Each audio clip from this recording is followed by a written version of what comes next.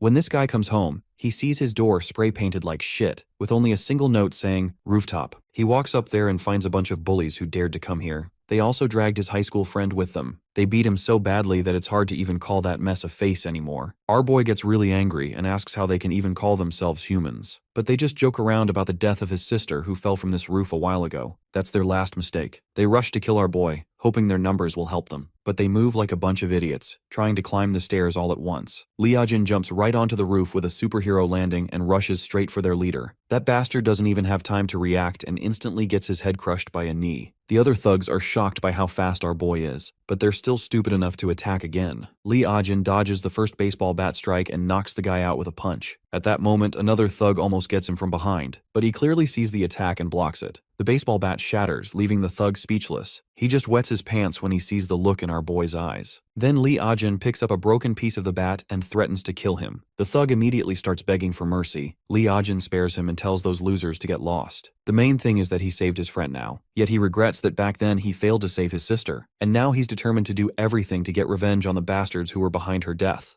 At the tender age of 17, Lee Ari had captured the hearts of many with her innate talent in K-pop. She was a sensation throughout the industry. However, as you know, such a meteoric rise attracted just as many haters who wanted to pull her down just as fast. Scandalous rumors about her being involved in debauchery and violence started to spread all over social media, and her rising fame became the noose around her neck. Her agency kicked her out in light of the allegations surrounding her. With her career destroyed, the girl was devastated. So much happened in such a short amount of time that there was no room for her to cope with it all. Unfortunately, that was just the beginning of what awaited her. The fire that surrounded her also began to engulf the people around her. Her brother and mother became innocent casualties of her catastrophic downfall. In school, Lee Ah-jin was constantly looked down upon and bullied because of his sister. Specifically, Kwak Gitai was the ringleader when it came to the torment. It goes without saying that Lee Ah-jin hated everyone who wrongly accused his sister of acts she never committed. Even though he tried his very best and fought against the bullying, deep down he was just as powerless as his sister against the unfairness and cruelty of this society. Over time, his sister became more and more paranoid.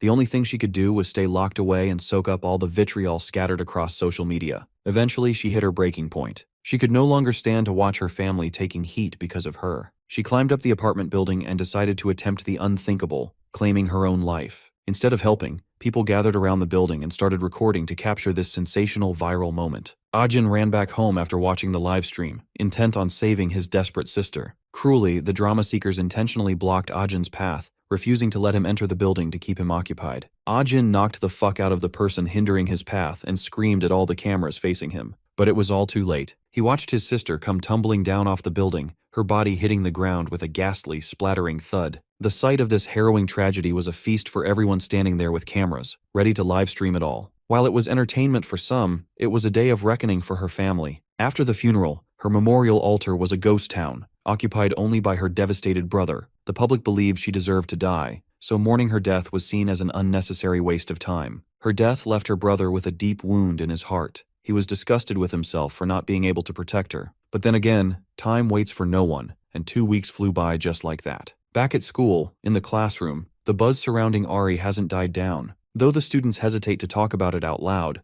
especially when Ari's brother is sitting right behind them, one guy doesn't see anything wrong with running his mouth. Ah-jin's haunted expression doesn't change. He merely stands up and leaves the class. Even the other students find his despondency rather concerning. As Ah-jin walks down the corridor, he is spotted by the same bullies who always loved to trash him for his deceased sister. Since they were feeling bored and running out of cash, these bastards found the perfect plaything to cash on. Meanwhile, Ah-jin is standing under the vast sky, right near the roof's ledge. His exhausted eyes and pale skin betray the fact that he still hasn't gotten over his sister's traumatic death. His mind is clouded with all sorts of doubts, and he can't stop questioning himself on how and where he failed. Perhaps if he had arrived a little earlier, would he have been able to save his sister? His train of gloomy thoughts is suddenly interrupted when those same bullies smash an empty juice box into his face. The redhead is Min-jae, here to record the scene, while his scumbag friend Gitai is there to harass our boy. Actually, scratch that. In the previous sentence I mentioned that his train of thought was interrupted. I was wrong. Those bullies are literally invisible to him as his mind is still drowning in its own misery. Gitai the bastard walks forward and proceeds to slap the boy in an attempt to provoke him. Seeing that Ah-jin isn't reacting despite getting assaulted twice, the bully delivers yet another stinging slap across the boy's face. Yet, even that painful sting wasn't enough to wake Ah-jin from his thoughts. Noticing the lack of response, the goon gets ticked off and consequently unleashes a punch right into the boy's gut. The bastard continues to pummel Ajin's face, treating him like a fucked up piñata. Our boy continues to take every hit without resistance, as if he is immune to the damage. Someone weak like him doesn't have the right to live or to have been born. At least that's what Ajin's traumatized mind concludes. Simultaneously, the redhead continues to record the brutal beating the boy is taking. Once he's got a good length video, he decides to call it a day. He is certain that just these few minutes of footage hold viral potential, meaning free money is ahead. Gitai, however, insists on continuing a little more since he was having fun. But his redhead boss orders him to retreat, noting that in the era of doom scrolling, no one watches full-length videos. After all, Gen Z has the attention span of a hamster. It seems Gitai has no choice but to withdraw for now, though he does so after a brutal and flashy kick right to our boy's guts, causing him to stumble back a few feet. With that, they leave the beaten and broken boy alone to drown in his sorrowful existence. A while later, we see Minjae sending the video to someone high up in their hierarchy, expecting to score big this time. Even the goons are excited about what they're going to do with the new money they are about to score. Gitai decides he wants to spend it all on girls and partying. However, his hopes to satisfy his lust are dashed as soon as he gets smacked upside the head by Minjae. His boss isn't willing to pay shit if he acts like a punk. Gitai somehow swallows his bubbling frustration and promises to be a better human being. The scene then pans over to a baddie walking down the corridor, attracting all eyeballs to her heavy chest and thick thighs. She walks past Minjae and his goons, ascending the stairs to the roof. It seems like it's the first time they have seen this girl, and given how hot she is, they are wondering how they were unaware of her existence before. Minji tasks the fatty, who is also called Bagan, to dig up everything about her. Back to our beaten-up protagonist. His attention is instantly grabbed by the sharp voice of that baddie calling out his name. She towers over him, annoyed by his pathetic state. Upon asking who she even is, the girl lashes out further. The introductions are irrelevant. What matters most to her is why he has totally surrendered to the very bastards who ruined his sister's life. That statement of hers actually serves as a wake-up call to him. We then cut back to Minjae standing in a secluded side of the school. He is busy questioning his boss, asking if he enjoyed the video of Ajin. Contrary to what the redhead was expecting to hear, his boss explodes in a full-blown tirade. Watching someone getting beaten up isn't exciting anymore, meaning the video won't make any headlines. Minjae insists on a little compensation since he claims he had to go through a lot to film that video. But his pity party doesn't work against his equally scummy boss, who demands he record something worth uploading if he actually wants to earn money. Suddenly, his privacy is invaded by the blue-haired baddie we saw earlier. He gets scared the moment she questions him on how much he sold that video for. The guy is too paralyzed to utter anything. Before we proceed further, let's take a step back and learn what she discussed with our boy on the rooftop. When she lashed out at Ajin for not standing up against the people who wronged his sister, the boy snickered. He found it ironic that she was expressing concern about his situation. Where had she been when his sister was being wronged by the very people she speaks of? To Ajin, she is just another one of them who stood in the background and watched his sister suffer. After the boy's blow-off, a moment of silence followed, ending with the girl leaving. Even though she had a lot to say, she decided to wait for the perfect time to lay it all out. Later we find her alone, reflecting on Ajin's situation. She is pretty darn certain that what happened to Lee Airy will soon happen to her brother. She has seen that Ajin is a boy with true grit, given how he fought against those scummy filmers on the day of his sister's death. What she is trying to say is that Ajin isn't getting bullied because he is weak, but because someone is intentionally making things worse for him. The closest suspect she has is that redhead boy. By following him, she figured she could find out what the hell is going on. That's how she ended up spooking him while he was busy talking to his boss regarding Ajin's latest video. She intentionally wraps her arm around his neck continuously to put him in a psychologically vulnerable situation. Given she is interested in knowing the price, he is willing to sell the info to her. Upon her interrogation of how much it costs, the boy quotes 500. The girl proceeds to weaponize her feminine side to gain the upper hand in the negotiation. The scummy redhead gives a quick glance at her chest, as well as her thick thighs, and drops the price down to 50. That was one hell of a discount, at the cost of her letting him fondle her ass. But in response, the girl ends up fondling the gooner's face with a Mike Tyson punch, dropping him to the ground. With him knocked out, she picks up his phone and thanks him for his cooperation. In the classroom, Gite notices Minjae has been absent for quite a while now and inquires about it. Our low-budget young Donald Drum isn't sure where he went, though he assumes he went to smoke some cigarettes. The bored Gitai gets up and decides to accompany Minjae for a smoking session. Seeing the boy leave without permission, the teacher starts yelling at him, but this jackass doesn't care. His teacher is just background noise to him. As he descends the stairs, he comes across the same voluptuous baddie. Gitai sees this as an opportunity to finally satisfy his desires by getting a hold of her soft buns. He tries to initiate a conversation by asking where she is going. However, the girl knows how to deal with these kinds of low-level scum. She bulldozes her way past the guy, ticking him off. Right then, his buddy also arrives on the spot, totally out of breath. Without wasting another second, he yells at his dimwit underling to get hold of her. Well, the opportunistic Gitai isn't willing to follow orders, only for his boss to scream at him. Gitai promptly begins dashing, but not before making it clear that he expects money as compensation. As he approaches the girl and extends his filthy hand to grab her, she uses her ultra instinct to slip away like a wet noodle. With her out of the way, the Gooner boy becomes a victim of his own momentum and tumbles down onto his face. To rub a little salt in the wound, the girl begins to take pleasure in his pathetic state, causing the already impatient bull to lose his composure further. He promises to kill her, a dialogue that sounds like the joke of the century to her ears. From the other direction, Min-jae comes marching forward, thinking he could catch her off guard. But the girl is quick on her feet and jumps out of the building via the window. Min-jae is enraged at his goon for failing to catch a literal girl, even though he himself literally got smacked by that very chick. Nonetheless, they both jump off the building and start chasing her. The moment she takes the turn to the other side, everything changes. The woman literally pulls her Hayabusa out of thin air. This unexpected turn of events scares the fuck out of the goons. They immediately scatter and duck away before that hot tire leaves a burning mark over their asses. The woman breaks with style and flashes Min-jae's smartphone, which she still possesses. Min-jae isn't even thinking about his phone. The absurdity of the situation has taken him by complete shock. Cutting back to our boy, he is walking past the corridor with the same dejected face. He comes across his teacher, simply bows his head, and walks past him. Then there are all these students standing there, whispering among themselves. They feel uncomfortable having this blight around them. If only he could transfer out of this school and let them catch some air, because his pathetic presence is suffocating. These guys even speculate that he was also involved in his sister's death, all the more reason to hate him. As Ajin once again starts drowning in his thoughts, he is suddenly snapped out of it by the sound of an engine roaring. Peeking out the window, he notices that same girl riding a motorbike. This outgoing girl notices him too, and waves at him with a big smile on her face. A short while later, the trio of thugs reunites at their usual smoking spot to settle the score. Min-jae doesn't feel comfortable parting with his cash and hesitates to pay Gitai anything but shit. However, he doesn't want their relationship to erode completely, so he offers him $50 for his recent services. Along with the money, Min-jae cunningly adds a simple gesture of appreciation.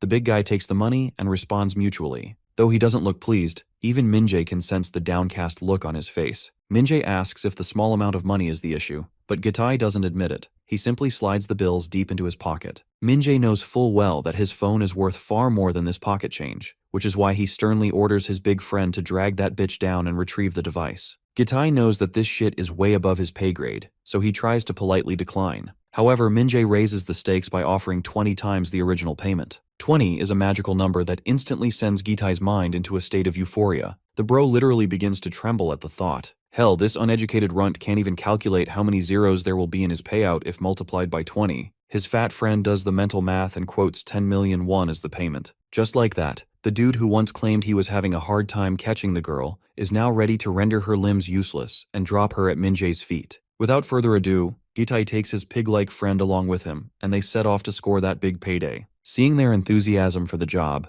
Min-jae feels smug and confident that the girl will get exactly what she deserves. Once again, the scene focuses on our boy, Ajin, walking down his lonely path. After hearing everyone speculating and spreading false rumors about him, he can finally relate to his sister, who went through this exact same shit. Back then, the rumors and speculations were so loud that his own voice was lost in the noise, and no one was interested in listening to the truth. Now that he thinks about it, he might have been wrong to assume that no one was listening. That busty chick is perhaps one of the few who noticed the injustice. Before he can unravel this epiphany further, he is smacked by Bagan from behind. The goon flashes his phone screen and demands to know the whereabouts of the girl. Of course, Ajin identifies the woman, but he isn't sure where she is right now, and he remains honest about it. But the fatty isn't buying it. He clearly saw her heading to the rooftop, so it goes without saying that she ran into him. Ajin remains in cold silence while Bagan continues to pester him for answers. Then again, Ajin's response remains the same. This load of shit then tries to get all chummy, claiming that Gitai intends to apologize to him in person and wants him to tag along for a short while. Rather forcefully, the low-budget Donald Drum eventually drags the unmotivated Ajin along with him. A short while passes, and we see the fatty feeling totally livid because his friend is already running late. In the meantime, he offers a cigarette to our boy, but Ajin is too tired for this nonsense and begins walking away in the opposite direction. Bagan tries to convince him that Gitai will be here at any moment, but Ajin isn't willing to make a U-turn despite the insistence. This gets the tub of lard totally riled up, and he starts crossing the line.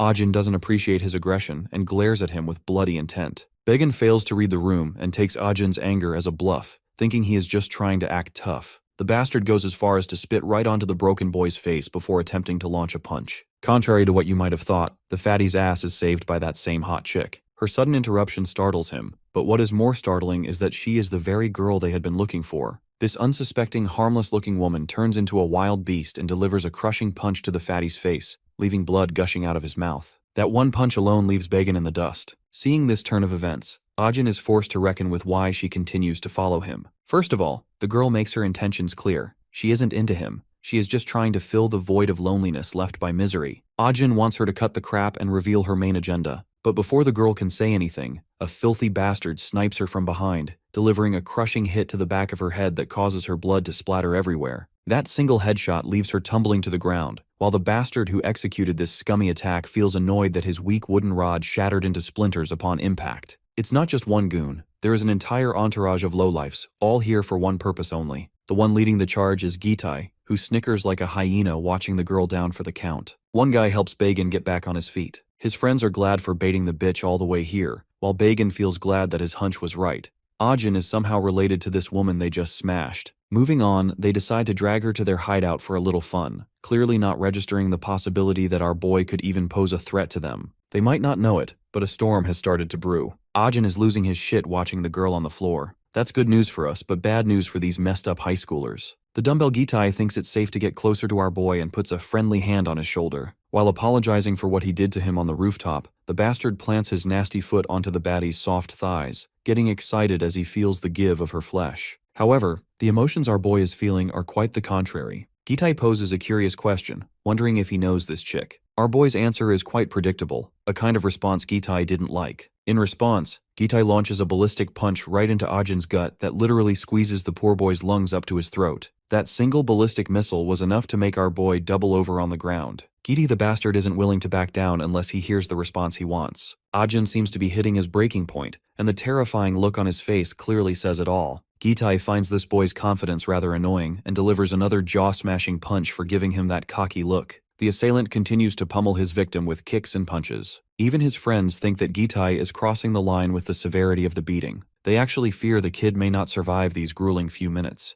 However, since the fatty had seen Ajin get pummeled to a pulp before, he isn't sure if this is enough to actually kill him. Cutting back to Gitai, he grabs the broken kid by the collar and demands to know about the chick. Much to Gitai's annoyance, our boy snaps back with a solid "fuck you" and keeps denying any affiliation with the woman. His brazen response only earns him yet another face smasher, a punch hard enough to crash Ajin right beside the girl. Gitai then orders his underlings to take the girl as well as swipe the phone she has stolen. As she lays there motionless, one dickhead lifts her up like a sack of potatoes, while another finally finds the phone they had been looking for. Seeing this, Gitai gets excited, thinking they are about to hit the jackpot. Even the fatty is losing his shit over the millions of won Minjae had promised them. However, their happiness is short-lived because they have fucked up big time. The one carrying the girl reports that she has stopped breathing. This news comes as a massive shock to everyone standing there. The atmosphere, once charged with positive energy, has expired into despair. They know that if she is dead, they are fucking dead too. The one holding the girl panics hard and dumps her out of his hands. The other goons are also panicking, wanting Gitai to do something, otherwise doom awaits them.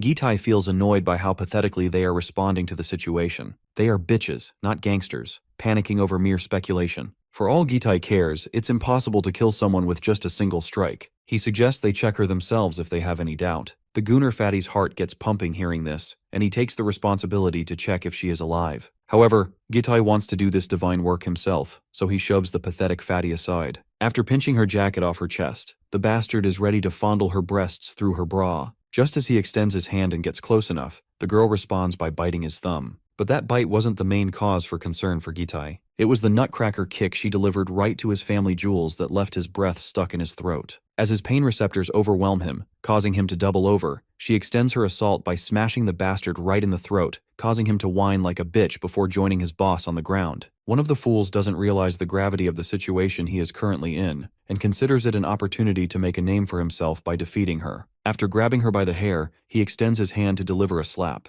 However, the girl turns out to be the next Bruce Lee. She ninjas her way out of his grasp before twisting the bastard's filthy hand. If you recall correctly, this whiny ass was the same punk who cracked her skull earlier, so she hopes he isn't mad about what is about to happen to him. Karma is a bitch, and so is this chick. She shatters the bastard's arm and leaves him groveling in the dirt with tears of pain in his eyes. Meanwhile, the one with the busted nuts has also woken up from the dead. He is ticked off by the fact that she almost ended his entire bloodline. Seeing a pointy, splintered wooden stick, he grabs it and swings it at her, aiming the jagged end right at her. The girl is scared for obvious reasons. This lunatic is literally attempting to murder her. Thankfully, Ajin smacks the goon's head with a fire extinguisher, literally knocking him out with that single devastating strike. Once the goon god is down for the count, his equally goonish buddies are shocked out of their minds. Since there are only 2 people they have to deal with, their numbers give them confidence, and they charge forward to take our duo down. Ajin isn't fucking around anymore. He pulls the pin and puts the fire extinguisher to use, suffocating those bastards in thick CO2. Taking advantage of the low visibility, the duo pulls themselves out of the smog and starts walking in the opposite direction while supporting each other. The girl is exhausted, not sure if she can run any faster with her cracked head. Luckily, her car was just around the corner. After getting into it, she gestures for Ajin to get inside. That's how they both manage to rendezvous and escape the place in her sleek Mercedes AMG. Ajin is still shocked by this unexpected turn of events, wondering if she even has a license. To keep her introduction simple, she introduces herself as a cyber wrecker, a term that clearly flies over our young man's head. With blood trickling down her head like a broken tap, she doesn't seem to be in perfect condition to entertain his questions. Still, she elaborates that her kind is called drivers in this industry. Ajin mistakes her meaning, assuming she is merely here to further surveil and interrogate the family of the idol to get more headlines. However, the girl denies it. Ajin makes his threat clear. If he somehow learns that she is even remotely involved with his sister's death, she will have yet another leaking crack in her head before she knows it. This bold woman brazenly gives him an open challenge to do whatever he desires. However, he must listen to her side of the story first. She wants to start by explaining his sister's situation. But before we hear anything further, we cut to Min-jae, anxiously waiting for his goons to return. Eventually, they do end up returning. Spotting them, Min-jae quickly jumps to request the phone they were supposed to retrieve. The numb-minded Gitai presents it to his patron, who snatches it out of the guy's hand as if the phone is about to run off. When he checks his phone, the worst scenario he had been dreading has happened. That girl has already stolen all the assaulting videos he and his gooner buddies love to record. Though he is a little relieved that his boss, Hyung, didn't contact him in the meantime. Coming back to the main topic, he questions his goons about the girl they were supposed to catch. While Bagan stutters, Gitai doesn't feel thrilled to announce that she slipped away like a wet noodle. That woman was on some Bruce Lee type shit. Her punches were a force to be reckoned with, and she literally wiped out anyone that stood in front of her, despite sustaining a severe injury to her head. This revelation makes Min-jae snicker. No wonder these guys look like fucked up piñatas used as punching bags. Bagan tries to warn his non-serious boss that they aren't talking shit. That woman seriously had some slick moves up her sleeve. All it took for her to knock this pig down was a single punch, so he knows that the woman is dangerous. Min-jae takes a moment to reflect on their miserable situation. A girl popped out of nowhere in their school, then she pulled out a Hayabusa, then she beat the fuck out of everyone. All this sounds like the messed up script of some Korean melodrama. While Min-jae is unable to tame his laughter, his goons further expand on the details, noting that Lee Ah-jin seems unacquainted with the chick. Even Bagan thinks that it does indeed sound like some flop script of a low-budget Bollywood movie. But everything is true. Min-jae barks at them to send every picture or piece of visual evidence they possess of that chick. Once Min-jae sends everything to his boss, he tries to contact him. He is sure that they are going to hit big with this woman. Back to our duo, cruising down the road in her car. The girl questions him if he knows the NewTuber who began posting all the wrong stuff regarding his sister. Just for context, NewTuber is their version of a YouTuber. Well, Ajin has no clue who is behind all this. The chick claims that she has some clues. The channel called Geico TV is the one behind it. It seems like Ajin is unfamiliar with this channel's presence, much to the girl's bewilderment. After all, this channel is a big name in the industry. Someone who lives under a rock or doesn't use NewTube would be the only type unaware of its presence. Well, Ajin claims that he does indeed use NewTube actively, but only to browse cat videos. What a Chad, I would say. Moving back to the topic at hand, the girl decides to explain her line of work in the simplest form possible. You see, there are people called cyber wreckers who intentionally hunt for controversial stories. If they don't find any spicy drama, they stoop so low as to manufacture false narratives about famous personalities just to stir up controversy. Take his sister as an example. She became an innocent casualty of these cyber wreckers who were looking for sizzling headlines to cash in on.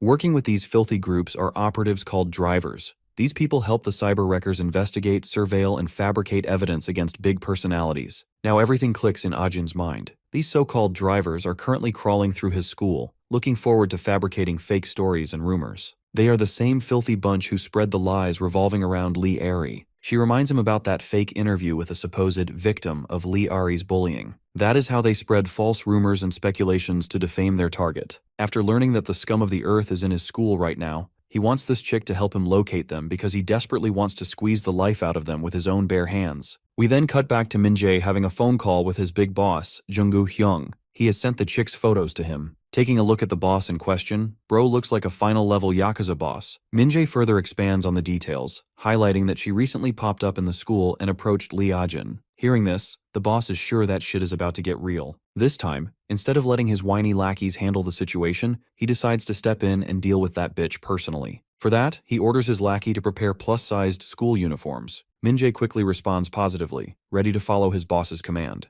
Bro is on cloud 9 knowing his boss is stepping up personally. He is sure as hell that the bitch is as good as dead. Even his goons are startled to see that satisfied, sinister grin on his face. They too are sure that Min-jae must be scoring quite big for him to celebrate the moment like this. Somewhere in a secluded area, Ah-jin and the chick arrive at a mansion. The girl proceeds to get inside, while our boy follows suit, though he feels a bit reluctant to walk right into someone else's private property. Seeing his hesitation, the girl wholeheartedly welcomes him into her home, wanting him to be comfortable. Witnessing the grandeur of the place, anyone would be starstruck and rethink their situation, and our boy is no exception. The girl is very exhausted and reclines back on the couch lifelessly, letting her body rest. Ah-jin suddenly notices something interesting. There is a portrait of a happy family of 3, which also features this chick. This clearly means it's her and her family in that picture. Naturally, the boy wants to know if this house belongs to her. The girl responds positively, though she wouldn't call it her residence. For her, this is just a backup, a safe house nestled within the mountains, away from prying eyes. It serves as a good hiding spot. The boy is still staring at the portrait of the once happy family, making the girl believe that he is simply captivated by her cuteness.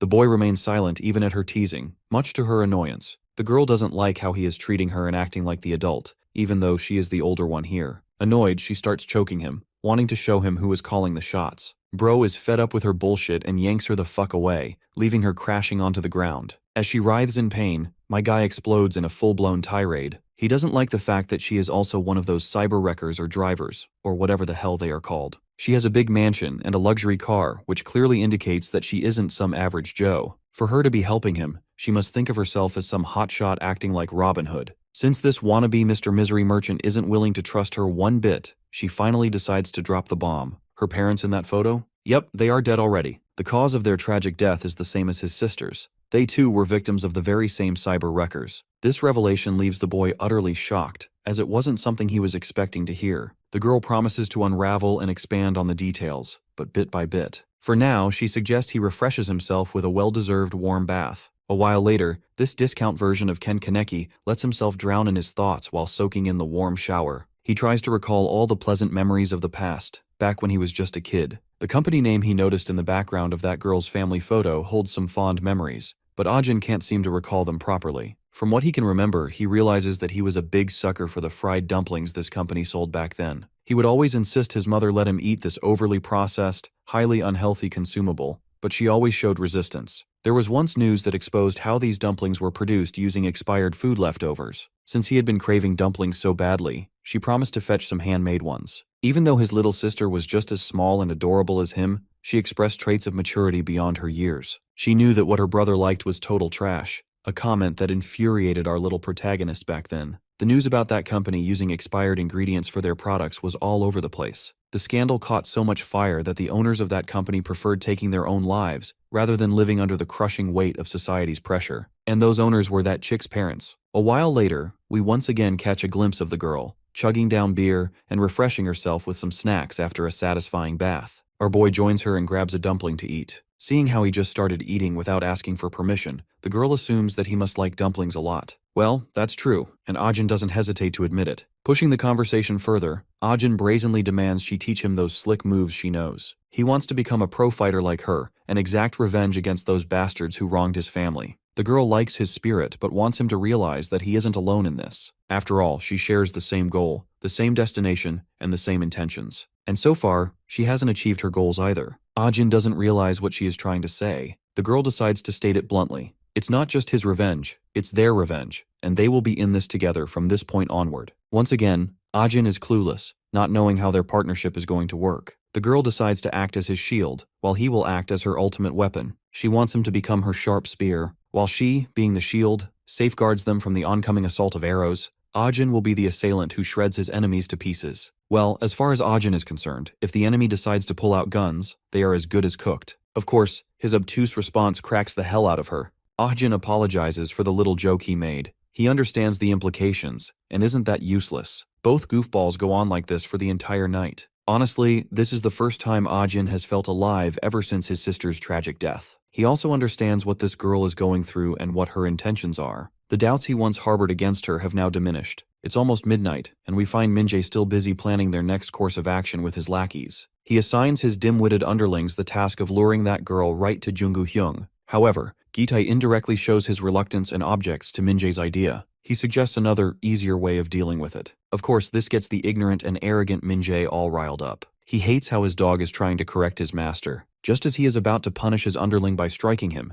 Gi-tae grabs his angry boss's hand in midair like it's no big deal. Gi-tae makes it clear that the shit Min-jae is asking for is way above his pay grade, and he isn't taking any orders unless he gets the due amount. Still annoyed, the redhead yanks his hand away and promises to pay him the amount he deserves, though he needs some time, since he can only pay once Jung-gu Hyung transfers some funds to him. Well, Gi-tae isn't willing to take his patron's word for it. No money, no work, simple as that. For all he cares, Min-jae can call this man named Jung-gu himself. However, Gi-tae proposes another, safer plan. They should use another method to lure out that chick. Then they can call Jung-gu Hyung and let him deal with that chick. Min-jae protests, as he feels it is irresponsible to call his boss unless they have a very solid reason. Gi-tae further proposes creating that very situation. If they mess with Ajin, he is damn sure that the blue-haired bitch will come following him. By doing so, they can gather Jung-gu Hyung as well as our duo at the same place. The next morning arrives, and Ajin is woken up by a phone call interrupting his sleep. Not only is he interrupted, but he finds himself in shock when he learns that the person on the other end of the call is Gi-tae. What's worse is that the bastard is about to mess with his mother, who is already hospitalized. To prove their point further, Gi-tae even shares a photo flashing a peace sign next to his mother's unconscious body. This totally flips Ajin's switch. They also demand he bring out his girlfriend,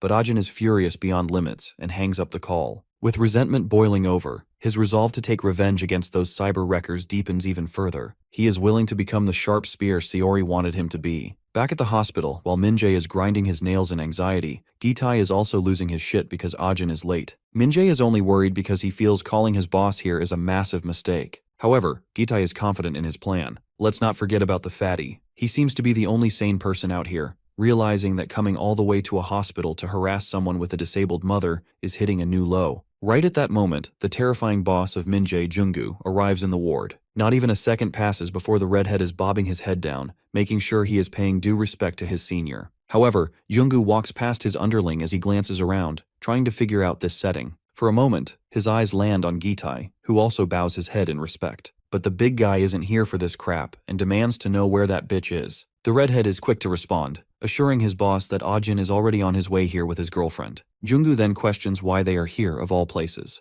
After all, they were supposed to be in school, so it makes no sense for them to be standing here in a hospital ward. The redhead hesitates to respond, having no clue how to cover up this mess. However, he doesn't need to rationalize their situation, because Gi-tae claims it was his idea. The big guy walks up to Gi-tae and poses a weird question, wondering if he executed this ridiculous plan for money. He slaps Gi-tae without any warning, like he is hitting a toddler. After all, he was supposed to encounter that chick in the school, not here. Gi-tae tries to defend his absurd idea, claiming it was the most efficient and fastest way to bring her out. His excuse earns him yet another slap, because that wasn't exactly what Jung-gu was expecting to hear. Those humiliating slaps sting, and they sting Gi-tae's ego even more. Even the two goofballs on the sidelines have no clue what the hell is going on. As if on cue, our boy arrives just in time. The boy ignores everyone in the room and rushes with lightning speed toward his mother's bed. Seeing that she is doing fine, he feels momentarily relieved. Directing his attention toward the goons in the room, he confronts them for their theatrics. The top dog in the room also turns his attention to this high schooler. He seems quite pleased, meeting Ajin for the first time in his life. Naturally, Ajin is confused about who the hell this clown is. Jung-gu isn't interested in responding to the boy's queries. Instead, he pulls out his phone and shows Saori's picture, wanting Ajin to respond if he is familiar with the girl. Ajin, on the other hand, is busy battling his own curiosity. Not only is he unaware of this new character, but he also notices that those goons on the sidelines are looking scared shitless for some odd reason. The mystery that these guys are after Saori only makes everything more convoluted.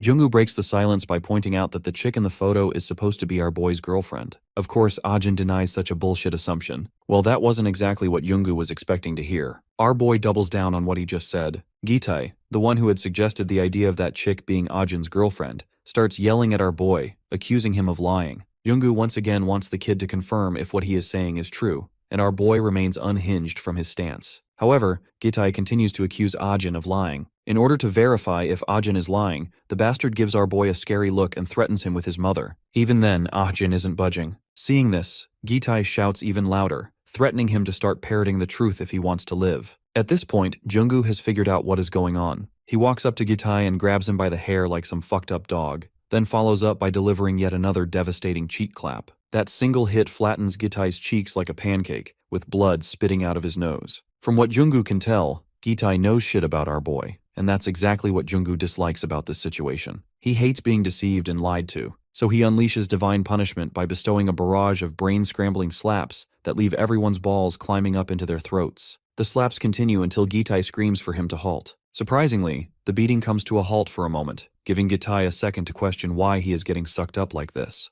Junggu releases the grip on Gitai's hair before making his reason clear. It's obvious that Ajin admitted he has no affiliation with that woman, and that's the only reason Gitai earned all that beating. Of course, the bruised and battered dim-witted bully is angry at Ajin, thinking he put him in this tough position. Out of anger, he goes as far as to charge forward with his fist targeted at Ajin. But since Junggu is standing between both of them, he uses his slick moves to slither away from Gitai's oncoming onslaught and then lands a gut-wrenching jab, leaving Gitai doubling over on the ground. With the menace put to rest, Junggu turns to our boy and quizzes him with a million-dollar question. This scary man wants Ajin to ponder the identity of the culprit who killed his sister. Well, that unexpected question forces the boy to think beyond his current situation. The man once again grabs Gitai by his hair and starts beating the shit out of him, all the while forcing Ajin to think about who was behind his mother's hospitalization and his sister's death. These strong questions eventually make Ajin seek answers. Every rumor and every false statement released against Lee Ari, literally anything that she didn't commit, was fabricated by only two bastards. It was Gitai and Minjae. But the one who turned them into soulless devils was this bastard Junggu. He would pay Minjae for fabricating false evidence against Lee Ari, and Gitai was his accomplice who also got a portion of the payment. These bastards were happy to get paid for his sister's blood.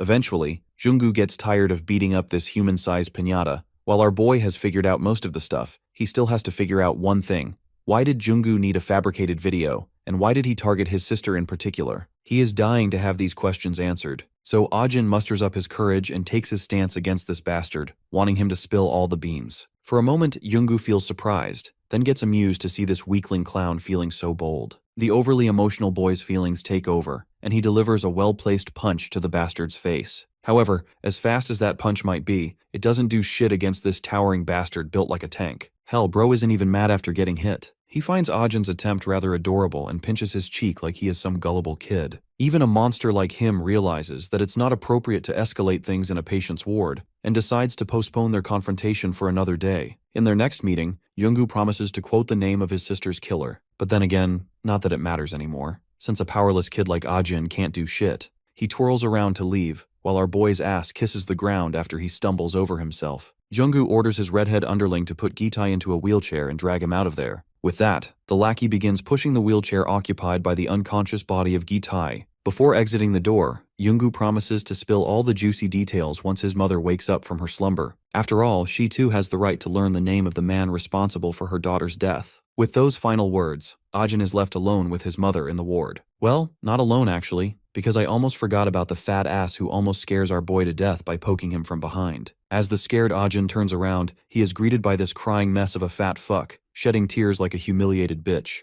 Ajin strongly reacts to his presence since he is one of the bullies too. The whiny bitch apologizes, claiming he didn't know that the shit would turn into a full-blown mess. In order to explain himself, he begins unraveling his side of the story. One day, when Bagan was just staring at his fangirl account, he was jolted back to his senses by a stinging slap from Minjae. Lately, the girl he was gooning over was none other than Lee Ari, our boy's sister. She was an idol who had just transferred into this school. The redhead didn't understand why this gooner was sniping pictures of someone he couldn't even dream of reaching. As it turned out, the fatty was balls deep into whiz girl culture, and he was one of the handlers of a fan account. So, it was basically his job to take photos of whiz girls. He usually received DMs on his fangirl account asking for pictures, with buyers willing to pay 100,000 won for each. He refused to stoop that low since he is a bona fide whiz girl fan. This was the moment a sinister plan took birth in the redhead's head. It was an opportunity to get rich he couldn't miss, so he threatened Bagan to hand over his fangirl account. 2 weeks passed, and Min-jae was keeping a close eye on Lee Ari's every movement. He had thoroughly familiarized himself with her schedule and daily routine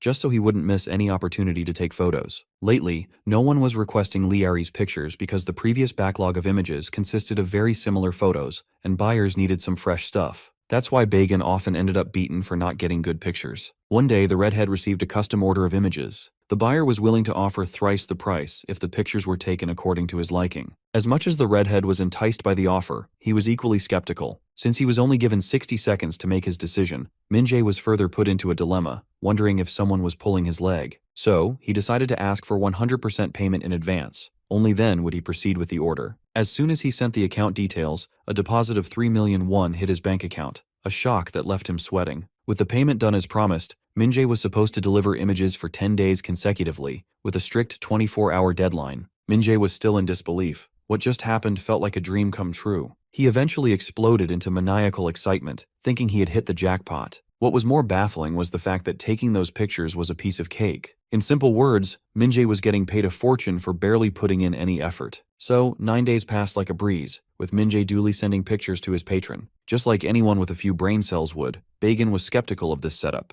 After all, no one is dumb enough to pay a fortune for a few clicks. However, the short-sighted Min-jae didn't suspect anything. He justified his actions, insisting that nothing could go wrong taking a few harmless pics. That's when everything started to become obvious. His client started asking him for images of Lee Ari that included specific scenes, such as, she must be smiling in the photo, she must be holding a cigarette, and she must appear as if she is hanging out with female delinquents. Of course, these specific instructions had the redhead completely riled up. After getting into the habit of easy work, these instructions felt a little demanding to him. But then again, he had no choice since he had been paid for this work already. He decided to simply send a random click. However, he was soon hit by a terrifying reality check. He couldn't run away from the shit he had signed up for since his every action was being monitored by his client. His client even had a picture of him currently sitting in the park. Min-jae instinctively began sweating, realizing that he was balls deep in trouble. This idiot even exposed his name the moment he sent his bank account details. His client even knew Min-jae was looking around desperately, trying to pinpoint the man surveilling him. Anyhow, since Min-jae realized that he was doing some fucked up shit anyway, he decided to negotiate the price for the last batch of clicks he was supposed to send. He even promised to share a proper video of her if he was paid extra. He knew that no one could do better than him in this school. He impatiently awaited his client's response on whether he accepted his offer of 900,000 won for the last batch of clicks and video. The client teased him for his greed and eventually ended up subverting Min-jae's expectations by sending him a round figure of 1 million won. Min-jae hadn't even recovered from the shock when his client dropped yet another thunderbolt. If Min-jae ended up producing good results, he would be rewarded with another batch of 1 million won. As you can see, it was a slow and deliberate movement that truly pushed Min-jae to take the path of a demon. Even his fatty friend was absolutely scared of his friend at this point. The next day arrived when Lee Ari found herself surrounded by a bunch of chicks that truly belonged to the streets. They teased the girl with their subtle jokes and flattered her with compliments. After all, she was an idol for a reason. These delinquent girls were intentionally acting chummy. Once they had the situation under control, one of the girls decided to take Lee Ari along with them to the tuck shop. The girl grabbed her and forcibly dragged her with them. Since Lee Ari had never been to a snack shop before, she was excited to pay a visit. This revelation came as a great surprise to the delinquent girl, and what was more shocking was that Lee Ari didn't have any friends. This gave the delinquent woman a perfect opportunity to get closer, and she introduced herself as Hayoung. And this is how those girls finally won over Lee Ari, who was an unsuspecting prey failing to see through the trap she was falling into. Bagan, on the other hand, was watching everything play out against her. Back then, Bagan wasn't sure what to think of this situation. On one side, he was getting to see his favorite idol up close, but on the other hand, he was an accomplice conspiring behind her back. This left Bagan conflicted between two distinct and opposite emotions. A few days passed, and that girl Hayoung lured Lee Ari to the back of the school building after pretending to take her to the tuck shop. When Lee Ari inquired what they were doing there, Hayoung played her cards well and showed a bruise mark on her neck. That charlatan began spewing some bullshit sob story about how her drunken father hit her last night. Once she had complete control over the situation, she decided to play her final card. She pulled out a cigarette, supposedly meant to soothe her mental stress. Since Lee Ari is her friend, she offered her a cigarette too, wanting her to accompany her. She claimed she would feel better if they smoked together. Of course, Lee Ari was terrified at the thought of smoking, but that manipulative goddess gaslit her to the point that Lee Ari wasn't even aware of herself before she grabbed that cigarette. Right then, the other bitches also popped up right into the scene, all there to gaslight the poor girl even further. While those girls surrounded Lee Ari, making her feel uncomfortable with all their manipulative and gaslighting bullshit. That redhead asshole was recording it all. And that's how Min-jae accomplished his first news report video. Back in the present, our boy is stunned to hear this side of the story, and he is curious about what the fatty means by news report. The whiny mess of fat is still crying like a kid while further clarifying that the job of taking the pictures and videos that Yoongu requested was called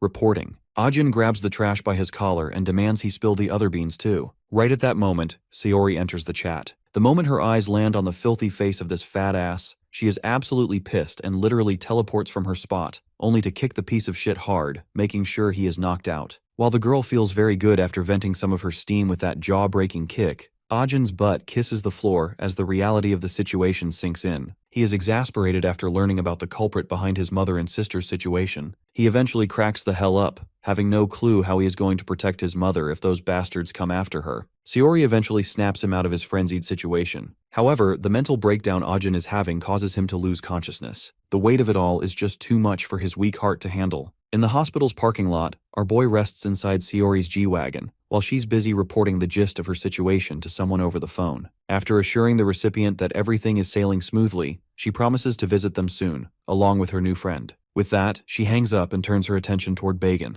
ordering him to step a little closer. Unsurprisingly, the guy is quaking in his boots, dreading the worst. Reluctantly, he gets right up in her face as ordered. Saori begins to scrutinize him, unsure if it's wise to believe the story he just fed them. She even threatens the pig with dire consequences if she catches him lying. Desperate, Bagan doubles down, trying to convince her that he's telling the truth. Since Saori doesn't have much else to go on, she decides to buy his words for the time being. She asks him what he's planning next. He isn't exactly thrilled to admit that his friend Gitai took a severe beating, so it goes without saying that the guy is out of commission for now. As for that bastard Min-jae, well, he can't do shit, at least not without Gitai's brute strength. This leaves only him, and he promptly gets a swift bonk on the head from Saori. She wants the scumbag to pay for the crap he pulled with his equally trashy friends. Naturally, Bagan starts shedding tears like a little bitch, and promises to do whatever she wants. He also makes sure to apologize to her for his wrongdoings. However, Saori makes it clear that she isn't the one who deserves the apology. It's the guy resting in the G-Wagon. And let's not forget about his sister. Even if she's in heaven, she deserves an apology too. The scene then abruptly cuts to the hospital ward where Ajin's mother is admitted. Shockingly, she finally regains consciousness, only to find 3 bastards looming over her bed. It's Jungu and his goons, out there to intimidate the poor patient to death. They're recording a video as that prick Jungu prepares to pummel her with slaps. Meanwhile, Ajin is watching everything unfold from outside the door, standing there helplessly. Even his deceased sister's specter appears out of nowhere, haunting him with a grim question he'd been asking himself for a while now. Why is he just standing there instead of doing something? Thankfully, his absolute misery ends the moment his eyes snap open in the real world, completely out of breath. Saori is also in the room, sarcastically hoping he had a pleasant time sleeping. After all, the bed he's occupying is supposedly the exact same model Drake has in his Toronto mansion. While the girl is totally in the mood for banter, Ajin lunges at her. He's still reeling from watching his mother get violently slapped by Jungu in that harrowing nightmare. With pure dread washing over his face, he yells at her, demanding to know if his mom is doing all right. He's utterly terrified that Jungu will actually go after her. The nonchalant girl isn't having any of it. The spit flying out of his mouth and landing right over her face is something she simply won't tolerate. So, to shut his trap, she shoves him back, dropping him onto the bed. To spice up the scene further, she climbs on top of him, putting the kid in a highly vulnerable position. She just wants this dude to calm the hell down. The mother he's so worried about has already been transferred to a secure location with strict entry restrictions. In short, Jungu and his lackeys can't touch her. Now that Ajin's immediate worries have been washed away, there's something else making him feel incredibly awkward. Well, she's literally straddling him, and her heavy chest is hanging right in his face, putting Ajin in a very tight spot. Realizing how uncomfortable he is, Saori decides to capitalize on the opportunity and starts messing with him even more. For a gooner like him, it's way too much to handle. The final straw drops when she starts tickling his ear with her warm breath. Redlining his goonometer, the boy can't take it anymore and literally flings her off the bed. Saori, on the other hand, is thoroughly enjoying herself. She's found a raw nerve she can pinch anytime she wants a little entertainment. Regardless, she can tell he's feeling better, which the boy confirms. She eventually gets up and decides to catch some sleep herself, since there's still plenty of time before the sun comes up. After promising to explain their current situation in detail once they wake up, she flicks off his room lights and heads out. Ajin slumps back down. Although he claimed to be fine, he actually isn't. The weight of the entire ordeal is numbing his brain, causing his eyes to well up with tears. Truth be told, even Saori knew he wasn't over his trauma. She was just testing his patience while lingering right outside his door. Still, the sassy queen was entirely ready to comfort him with her body warmth if he had asked. But that's the kind of opportunity a beta male like him couldn't even fathom. A fresh day begins with the teacher expressing his intense disappointment over students skipping school. Furthermore, the rumor that Gitai was allegedly in a car accident only makes the teacher more skeptical. He can see the school's decorum slipping out of routine and demands the class rep report any student caught pulling shady shit. Hearing this announcement of strict surveillance causes Bagan to sweat bullets.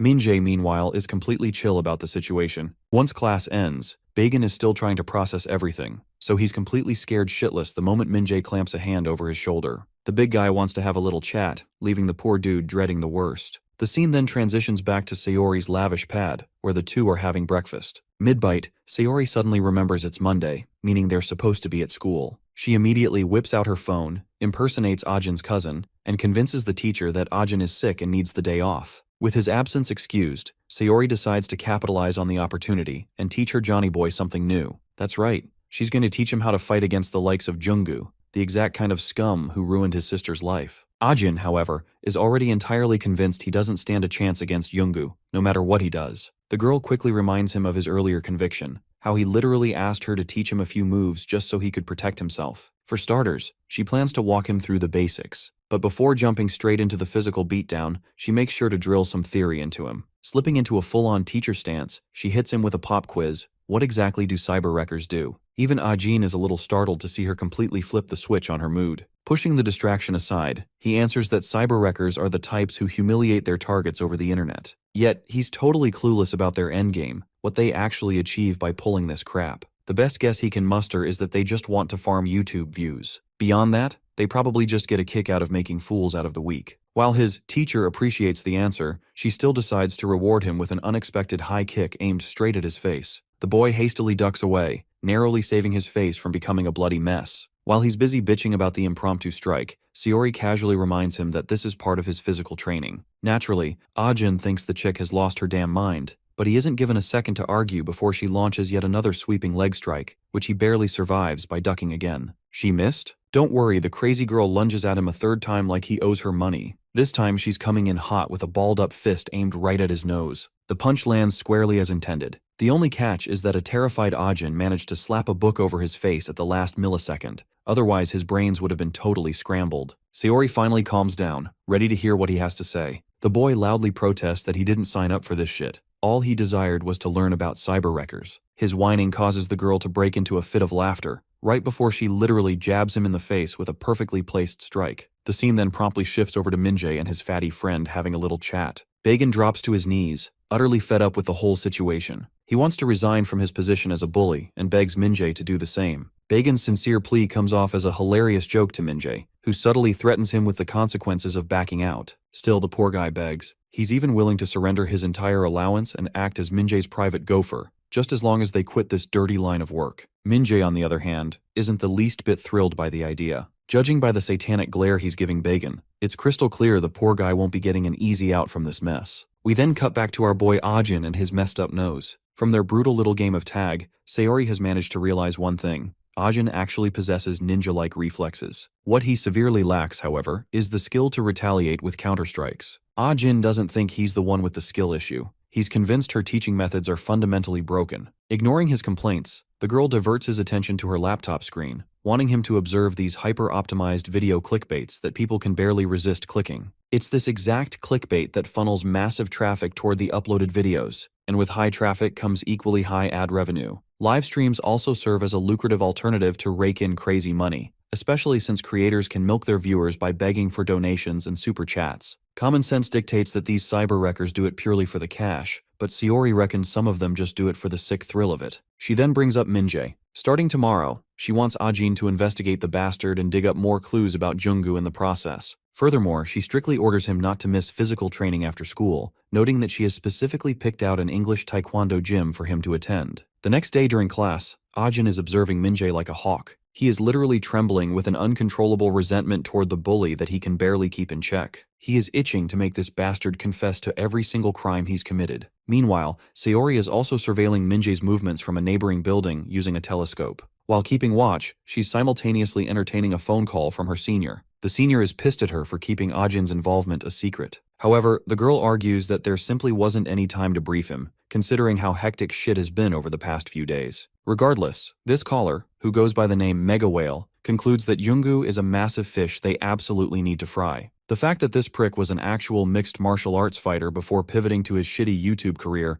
only makes his current actions all the more suspicious. Back when he was pursuing his MMA career, the dude had such a screw loose that he would continue beating his opponents long after they had surrendered. Because of this, Mega Whale explicitly warns her to avoid any direct physical confrontations with Yungu. After cautioning her a bit more about the perilous situation she's wading into, he finally hangs up. Sayori, as usual, brushes it off, thinking the guy is just being overly protective. Fast forward to after school, and we find Min-jae pinned aggressively against a wall, getting interrogated by Ah-jin. Our boy wants him to spill all the beans regarding his involvement in his sister's death. However, Min-jae simply keeps his head lowered, his lips zipped tight. Just as Ah-jin is about to lose his patience completely, the greatest Oscar-winning performance of the century begins. That bastard Min-jae starts shedding massive crocodile tears, tearfully admitting that he deserves absolute punishment for his crimes. Of course, Ah-jin didn't come here to attend a pity party. He wants solid answers. And just when Ah-jin's temper hits the boiling point, the bastard dials his performance up to 11. He openly surrenders his life to Ah-jin, claiming he is willing to spend the rest of his days atoning for the sister's death. Ah-jin is absolutely losing his bananas, demanding the bastard drop the pathetic act. After all, he was entirely unprepared for this scummy bully to start whining like a traumatized toddler. Ah-jin decides to let the scumbag off the hook for now, though not without a stern warning. If Min-jae ever shows his face in front of him again, he's as good as dead. Min-jae keeps up his Bollywood-grade acting, slumping over his knees and continuously begging. Eventually, Ah-jin manages to swallow his fury, turning on his heel to leave. Once Ah-jin is finally out of sight, we get a closer look at the supposedly devastated Min-jae, who was just begging for his life. A highly creepy smile slowly stretches across his face, followed by a dark laugh. It's a crystal-clear indication that he has officially played Ah-jin like a fiddle. The fool foolishly approached him, actually thinking he could extract the answers he wanted. And let's not forget about Bagan, who was hiding nearby, secretly recording every single second of the encounter on his phone. He scuttles over and hands the phone back to Min-jae. The footage Bagan just shot is incredibly damning. It makes Ah-jin look like an unhinged villain, while Min-jae appears to be nothing more than an innocent, helpless student deserving of pity and compassion. The bastard gives Bagan major props for capturing such a cinematic masterpiece. Now you might be ready to direct all your hate at the fatty's ass for doing this, but just take a look at his face. The poor guy's face is completely wrecked, a bruised canvas perfectly reflecting the masterclass beating Min-jae gave him earlier. Looking at the video, Min-jae is damn sure that this evidence will be more than enough to perfectly frame Ah-jin as the school's ultimate bully. We then cut back to our boy, spending some lonely downtime up on the school's roof. Right at that moment, Sayori pops up, questioning his sinking mood. Ah-jin, however, is more curious as to why she even bothered showing up. Noticing his bruised hands, she naturally demands to know what happened. Ah-jin lies, claiming he just tripped and took a bad fall, and stubbornly insists she stop pestering him. Of course, the girl is pissed. Not only is he lying blatantly, but he's actively trying to ignore her. She explodes into a full-blown tirade. She can easily tell he's been in a fight, something she strictly warned him against. Even if he boasts godlike reflexes, he's still just an infant when it comes to actual combat. The boy ignores her lecture and warns her to get the hell out of there. The school is already on high alert looking for outsiders and troublemakers, and if she gets caught, shit will only get more complicated. Shifting gears, Sayori quizzes him on his investigation. Did he manage to dig up any leads about Yungu and Min-jae's true nature? Funny she should ask. As we already know, Ah-jin clearly had a run-in with that bastard. He explains how Min-jae broke down into a crying mess and apologized. Ah-jin admits he desperately wanted to pummel the scumbag to death, but he froze up, feeling puzzled and entirely unsure of what to do. Hearing this, Sayori realizes that his soft heart has become a noose around his neck. If he continues acting like a happy-go-lucky pony, he can entirely forget about exacting any revenge. He simply ain't built for that shit yet. So, to harden him up physically and mentally, she announces the commencement of a brand new training regimen tailored specifically for him. Eventually, Ah-jin finds himself staring at the entrance of a martial arts dojo. This is ground zero, where they'll start his training to become a hardened fighter. Inside, two kids are already busy duking it out. It seems Sayori is familiar with them. The girl is Yeji and the little boy is Wooju. Spotting Sayori, Yeji beams with happiness at seeing her senior. As she's doting on the kids, the big cheese of the dojo arrives. Meet Jerry, the chief master of this English taekwondo gym. Spotting Ah-jin standing there, Jerry instantly feels the itch to use the boy's face as a punching bag for some reason. Sayori introduces the kid to her senior, and the slightly disheveled dojo master reciprocates by greeting the young lad. Wasting no time, this crusty master hypes up the kids by circulating the absurd rumor that Ah-jin is Sayori's new boyfriend. While the kids are totally astonished and buzzing with excitement, Sayori plays right along, acting as if they make a great couple. Dropping the act shortly after, she asks Jerry about their other seniors' whereabouts. Jerry assures her that Yukyung is busy, noting that their top priority right now is serving this young lad well. Out of nowhere, Jerry wraps Ajin up over his shoulder in a rock-solid grip, causing the boy to squirm in sheer pain.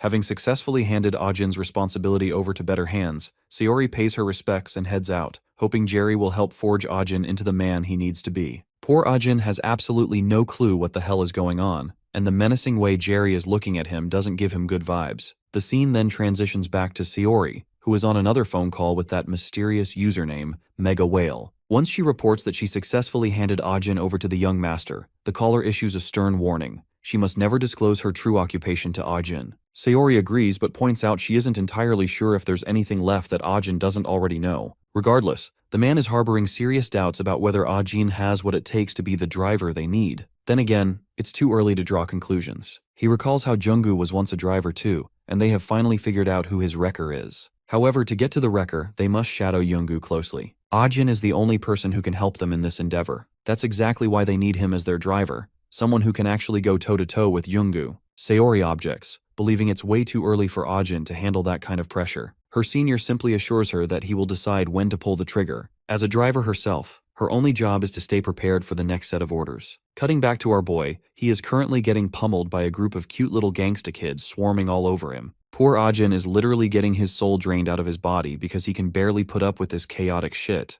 Right then, a new face joins the scene. Ajin's presence is unfamiliar to her, making her curious about the new guy. The kids immediately gather to pay their respects, indicating she is yet another senior working at the dojo. Jerry steps in to introduce Ajin, but before he can even open his mouth, the little kids beat him to it, proudly announcing Ajin as Sayori's boyfriend. As it turns out, Sayori had already informed the woman about her friend joining for special training. She introduces herself as Choi Yukyung, the instructor's wife. Our boy responds politely, making sure to take this opportunity to firmly clarify that he is not Sayori's boyfriend. Before proceeding any further, Yukyung decides to wrap up today's session and drop the kids off at their homes. Stuck in the van between noisy kids, our boy is completely clueless about his role in all of this. Bit by bit, Jerry and Yukyung drop off the kids, while Ajin is still trying to figure out the nature of his upcoming training. He literally dozes off in his seat, skipping straight to the moment when he's the only passenger left. When he finally steps out of the van at Jerry's insistence, he finds himself in the middle of nowhere. Surprise! Jerry wants the boy to run all the way back to the dojo from this exact spot. Calculating the total stretch, it's a grueling 15-kilometer sprint. After wishing him good luck, both Jerry and his wife speed off in the van, leaving a stunned Ajin to chase after them. Inside the van, Jerry highly doubts Ajin has the guts to brave through this brutal test.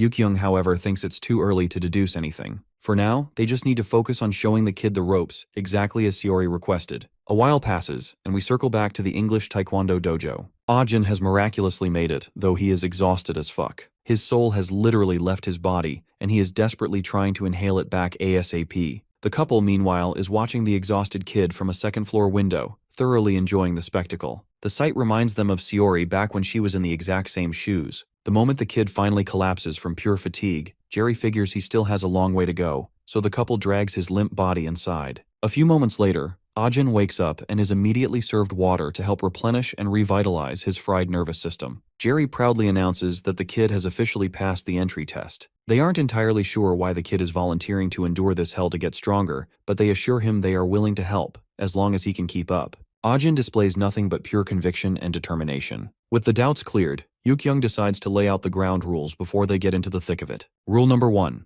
If Ajin ever feels like giving up, he always has the option to pack up and go home. Rule number 2. Joining this training regimen means Ajin will have to treat this dojo as his new home. Eating, sleeping, taking a dump, Ajin will be doing it all right here. Lastly, he is warned to stay cautious rather than acting reckless. Now that the rules are crystal clear, it's finally time for Jerry to officially welcome Ajin into the Taekwondo family. And thus, the grueling routine of daily exercises begins. First and foremost, Ajin puts heavy emphasis on building his stamina. Only then does he shift his focus to building raw strength. But it's not just physical strength that matters. Mental fortitude is equally crucial. And what better way to train that than getting tangled up with those little devils who test his patience to the absolute limit every single day? Nonetheless, Ajin keeps his sanity in check, grinding through this rigorous loop of training day in and day out. A considerably large chunk of time goes by with Ajin basically living the exact same day on repeat. The only difference? He is steadily improving. Back at school, he relaxes on the rooftop, reporting his current progress back to Saori. The girl is proud of the strides he's made and casually inquires about Minjae. As it turns out, Minjae has been awfully quiet lately. And well, only we know exactly why that is. Taking control of the conversation, he questions her position. The girl is startled by his unexpected inquiry, but responds positively. She is eating and sleeping well. Well, that wasn't exactly what Ajin wanted to know. He was looking for a report on Jung Jungu, specifically, whether Saori's investigation had actually led anywhere. He had been keeping an eye on Jungu's YouTube videos, noting that the viewership was starting to run dry. When he questions her the reason behind it, Saori's mood sinks immediately. The realization that he wasn't checking on her out of genuine concern is stinging. Regardless, she satisfies his curiosity by explaining that she is after a much bigger fish, the person pulling Jungu's strings. Ajin acknowledges this and falls silent, while Saori waits for him to say more. Something personal, like telling her to take care? But Ajin is a Sigma. He remains silent, causing her to lashes out, warning him to take his training seriously, or she won't be buying him any fried dumplings. The scene transitions to two schoolboys watching a high-stakes boxing match. One of the fighters is a disciple of someone who was once a student at their very school. As they watch, another student chimes in with concerns regarding Gitai. Rumors are swirling that he still hasn't been discharged from the ICU. One of the boys refuses to believe anyone actually had the grit to hospitalize someone as formidable as Gitai. However, the word on the street is that Minjae was the one behind Gitai's miserable condition. They assume Minjae must be some professional-grade fighter to have overwhelmed such a beast. They wouldn't have believed the hype if it weren't for the fact that Gitai was currently rotting in a hospital bed. Meanwhile, behind a secluded corner of the building, Minjae arrives there. Bagan is also there, serving as a human punching bag who gets slapped for mistakes he never committed. Right now, Minjae is livid because Bagan arrived late and bailed the previous day. To avoid further wrath from the redhead, Bagan reluctantly reports that the blue-haired girl is still under the radar. This unpleasant truth only serves to anger Minjae further, triggering another sharp slap. He is annoyed that Bagan failed at the one simple job he was assigned. Our low-budget Donald Drum is intimidated like a traumatized victim, quivering at Minjae's threatening posture. He begs for mercy, claiming he tried his best, even spending the entire night staking out Ajin's house. Minjae is finally satisfied and gives his slave an approving smile. Suddenly, Minjae is called out by the same group that was just praising him. Under the assumption that Minjae is the next Mike Tyson, one of the guys bows his head in respect, much to his buddy's confusion. The ball licker of the group whispers to his friends to do the same, to bow at the might of the great Minjae if they don't want to be devoured. That's how Minjae ends up with 3 loyal dogs at his command. If you don't recall, these guys used to be Gitai's lackeys, now ready to serve under their new master. Even Minjae is initially clueless as to why he's receiving this much respect. But he soon connects the dots. These guys believe he is the one who hospitalized Gitai. Minjae has become their new religion, and they beg their master to teach them a few moves. While Minjae finds the idea of him defeating Gitai ridiculous, he is an opportunist at heart. He decides to capitalize and play the role of their idol. He reminds them of the humiliating defeat they suffered against Ajin and that blue-haired girl. Naturally, the goons remember that day with crystal clarity. Minjae fuels their burning desire for revenge and begins laying out his plan. His goal? To completely cripple Ajin's social life. He intends to frame Ajin as the villain behind his sister's death and his mother's comatose state. By fabricating evidence and spinning a narrative, he wants common sense to dictate that Ajin is the monster. Minjae puts the plan into action by heading to the school rooftop. He forces the goons to bow and bury their heads in the ground, making it look like innocent students are being punished. Once he records the scene, he edits the clip, photoshopping Ajin into frames where he wasn't even present, making it appear as though everyone is under Ajin's tyrannical command. One of the dim-witted goons doesn't understand how these pictures will help them, but Minjae confidently asserts that his big boss will take care of it, guaranteeing that Ajin will be brought to his knees. This mention of a big boss only leaves the lackeys more confused. It is suddenly the middle of the night, and the scene transitions to Saori rotting away in her car. Journalism isn't easy, is it? Her phone rings. It's her boss. While the boss wants her to expand her investigation, Saori is exhausted and desperately wants to go home.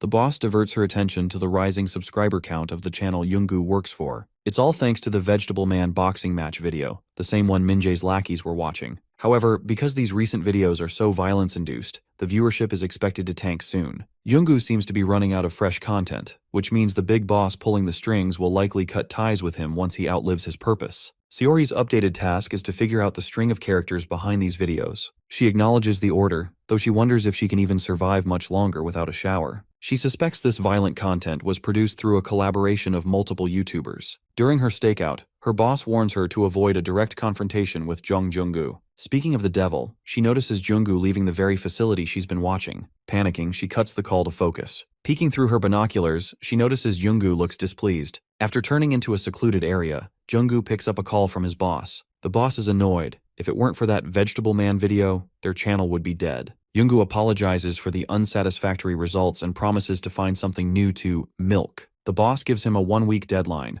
Junggu must produce at least one viral stunt video with the potential to hit 1 million views. The carrot at the end of the stick? If Junggu strikes big, he finally gets to join the big boy club. Desperate to move up, Junggu starts losing his mind, frantically promising to meet the deadline. Sayori, just around the corner, absorbs as much info as she can. She's confused by Junggu's mention of a 1-week promise, but she immediately prepares to report her findings. However, in the next moment, that dead-eyed, scummy musclehead stands right over her like a grim reaper. She realizes she's in deep trouble. There was a reason she was warned never to cross paths with this jackass. Back to Min-jae and his crew. In the park, the bastard is sending out material for their next viral video. He is certain this will be enough to ruin Ajin's life. He assigns roles. Our budget Donald Drum is to surveil Ajin like a sniper, while the rest are to move the moment they spot him, whether it's in class or the bathroom. Finally, he orders one of them to find Lee Ha-young, the girl who helped ruin Lee Ari's life. When a goon mentions she isn't in his contacts anymore, Min-jae asserts his authority by slapping the life out of him. That girl is a crucial piece of the puzzle. She will be framed as Ajin's accomplice in ruining his own sister's life. We then return back to our girl. Seeing this budget John Wick staring her down, she thinks she's finished. Surprisingly, he acts chummy. He claims he's just a gym freak doing drills and asks what a high schooler is doing out so late. Sayori is annoyed that he assumes she's a student. He invites her into the gym, but she declines, citing the late hour. Junggu acknowledges her decision and walks past, only to stop and deliver a chilling parting shot. He tells her to say hello to Ajin for him. Sayori can only stare at him with cold, terrified eyes. We cut back to Ajin, who is duking it out with Jerry. Ajin is successfully blocking and sidestepping his senior's onslaught.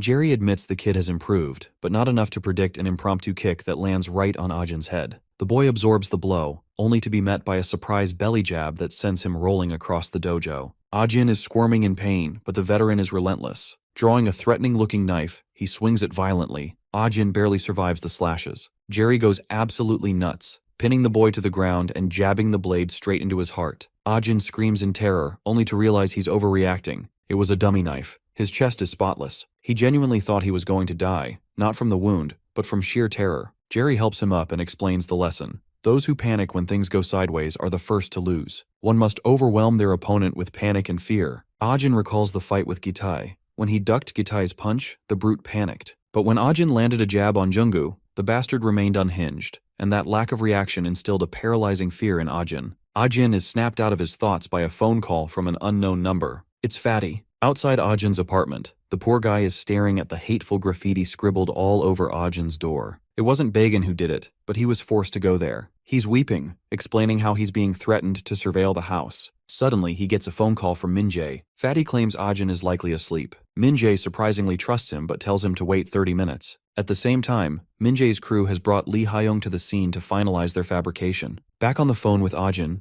Bagan warns him that doom awaits outside his door. Just as he says this, Bagan is brutally struck. Ajin hears the sound of Bagan being pummeled through the phone. Something shifts inside Ajin. Jerry notices the sudden change in his mood, but Ajin claims he's fine. Junggu, meanwhile, is trying to convince his boss, Geico, that Min-jae's fake story about Ajin will be the next million-view hit. He even offers to go back to beating up homeless people if it fails. His boss dismissively hangs up, leaving Junggu roaring like a frustrated gorilla. He turns back to Sayori, but she has already vanished. Ajin finally reaches his apartment. He finds bloodstains in the corridor and profanities on his door. A sticky note invites him up to the roof. Ajin slams the rooftop door open, making a true Chad entrance. The goons are there, surrounding the mangled Fatty. Ajin holds up the note, asking if they left it. They begin mocking him, bringing up his sister and wondering how painful it was for her to jump from the roof, suggesting Ajin should test it out himself. These soulless jabs push Ajin over the edge. The goon leader orders his friends to attack. The unsuspecting hobos charge, not realizing they aren't fighting the old, broken Ajin.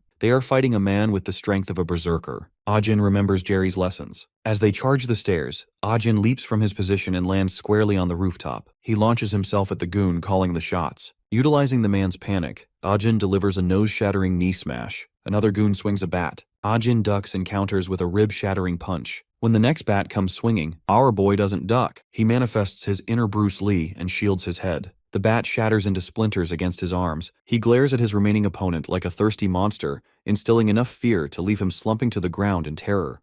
Ajin threatens to induce the same kind of pain on them with a sharp rake pointed against this dude's neck. Needless to say, bro is shitting bricks right now and begging to be spared, highlighting that it was all because of Min-jae, that he joined the wrong side. Annoyed but merciful, our boy tells these clowns to fudge out of here, so they pick each other up and leave. As for Donald Trump's son over here, bro's beaten the burgers out of him, pleading to our boy for his help. But Ajin only looks at him with a tremendously furious glare. In the next scene, he takes the fatty to his home, nursing his wounds. The bruises are insane, but more than that, Bagan is emotionally conflicted and apologizes for all the trouble. Our boy forgives him, but Fatty over here has a proper emotional breakdown muttering a bunch of names, something that our boy doesn't really understand. At once, Fat French Fry explodes on Ajin, roaring at Min-jae and cursing him out for trying to frame Ajin as a brother who sold out his own family. Concerned, our boy decides to listen quietly and asks for every single detail of the idiot's plan. Later, Min-jae receives word that they've acquired Ha-young. The redhead's a bit annoyed that it took them this much effort. Ha-young's not looking in top condition with her face beaten into a mush. Min-jae bitch slaps his own dude for beating her up senselessly when now wasn't the right them. Ha-young laughs, calling the idiot a dumbass. Min-jae then comes up to grab her by the hair, scoffing at her for betraying orders when he's the one who hired her for the job. She spits in his face, literally, and now I know some of us might have liked that, but Min-jae's ego is severely hurt. Ha-young calls him an idiot for not knowing why she went into hiding in the first place, and frustrated as Min-jae is, bro kicks her in the name of gender equality, putting her shivering body on the ground. Full of irritation, the redheaded realizes that his entire plan is now spoiled, when suddenly one of his punks shares a new piece of information. The dudes they sent after Ajin have all lost contact with them for some reason,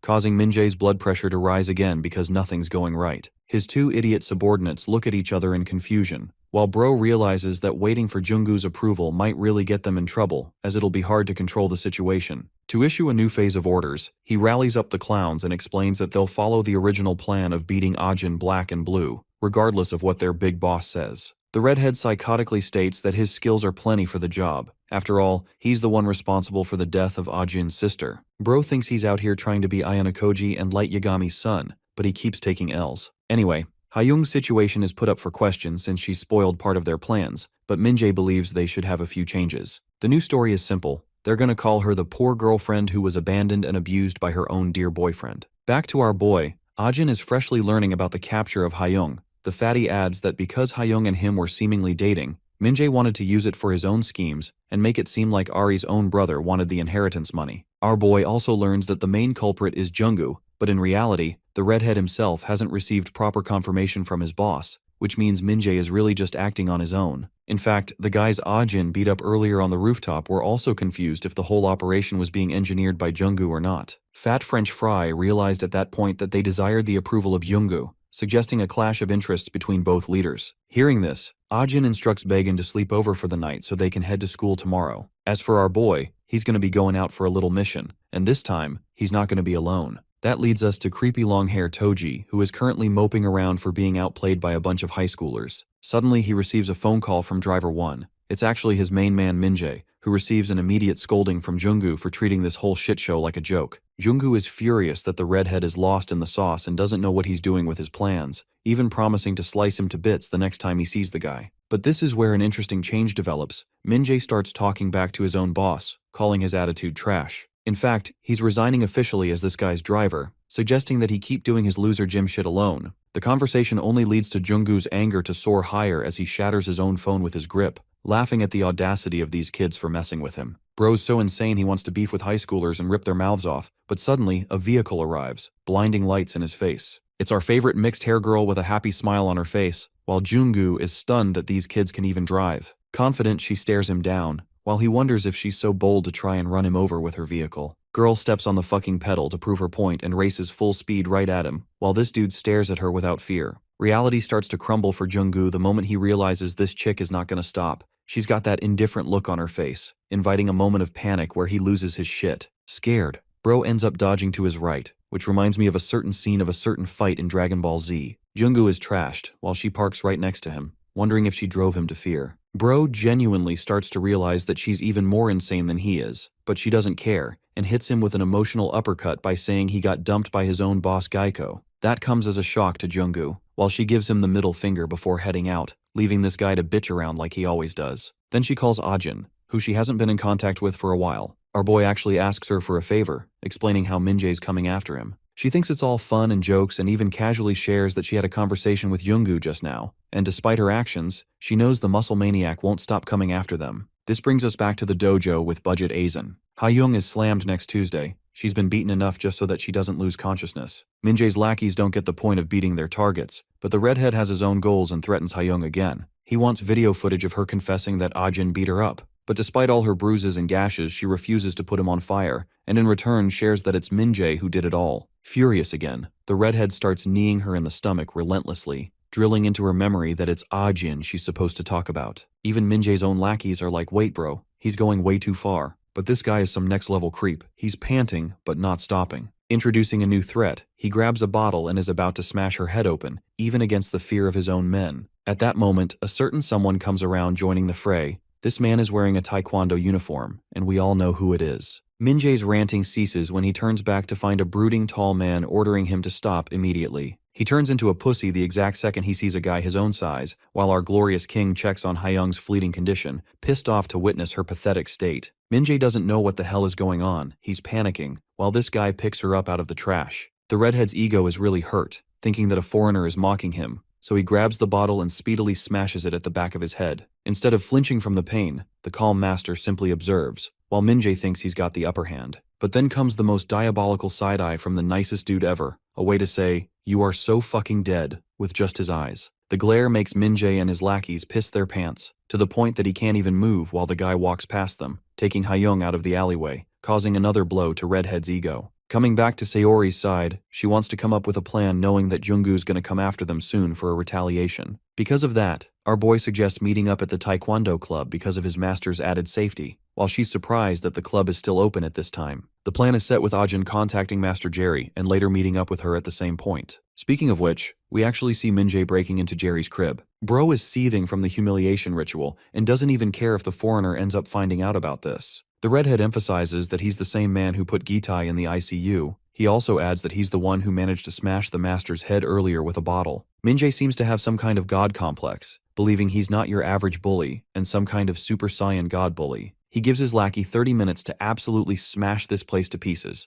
refusing to let his plan fall through as he intends to make a new one and reset the whole board. Then we arrive at the hospital, where Jerry has taken Ha-young to safety, while Yuk-young worriedly comes to find him. She starts beating him up for endangering someone again and injuring himself, but he promises her that it wasn't his involvement. Yuk-young sees Ha-young's battered state, and the master explains that he found the little girl in the alleyway. Actually, this is when he remembers that the same guys are targeting Ajin and Sayori, so he tells Yuk-young to hurry up and contact her. Yuk-young is a little annoyed and intends to call her company before the others, even at a late hour. She rings the phone, contacting Section Chief, and it's here we get to learn that this woman is a badass working with the police station. As for Ajin, the dude bolted his way here, happy to realize that his master's club is still open. He's really excited to meet Jerry, but then reality sets in, as he finds the whole club bashed to pieces. The redhead is joyous to see his dear old buddy again, while our boy can't even comprehend what the hell is going on. The doors are locked tight and Ajin's all surrounded now. The redhead shares news of his resignation to Junggu. How sees his own wrecker now, who intends to make a crap ton of money by selling out the older brother of Ari. Minjae adds that he's got a talent for filming the deaths of people while they happened. After all, he did take out both family members that were important to our boy.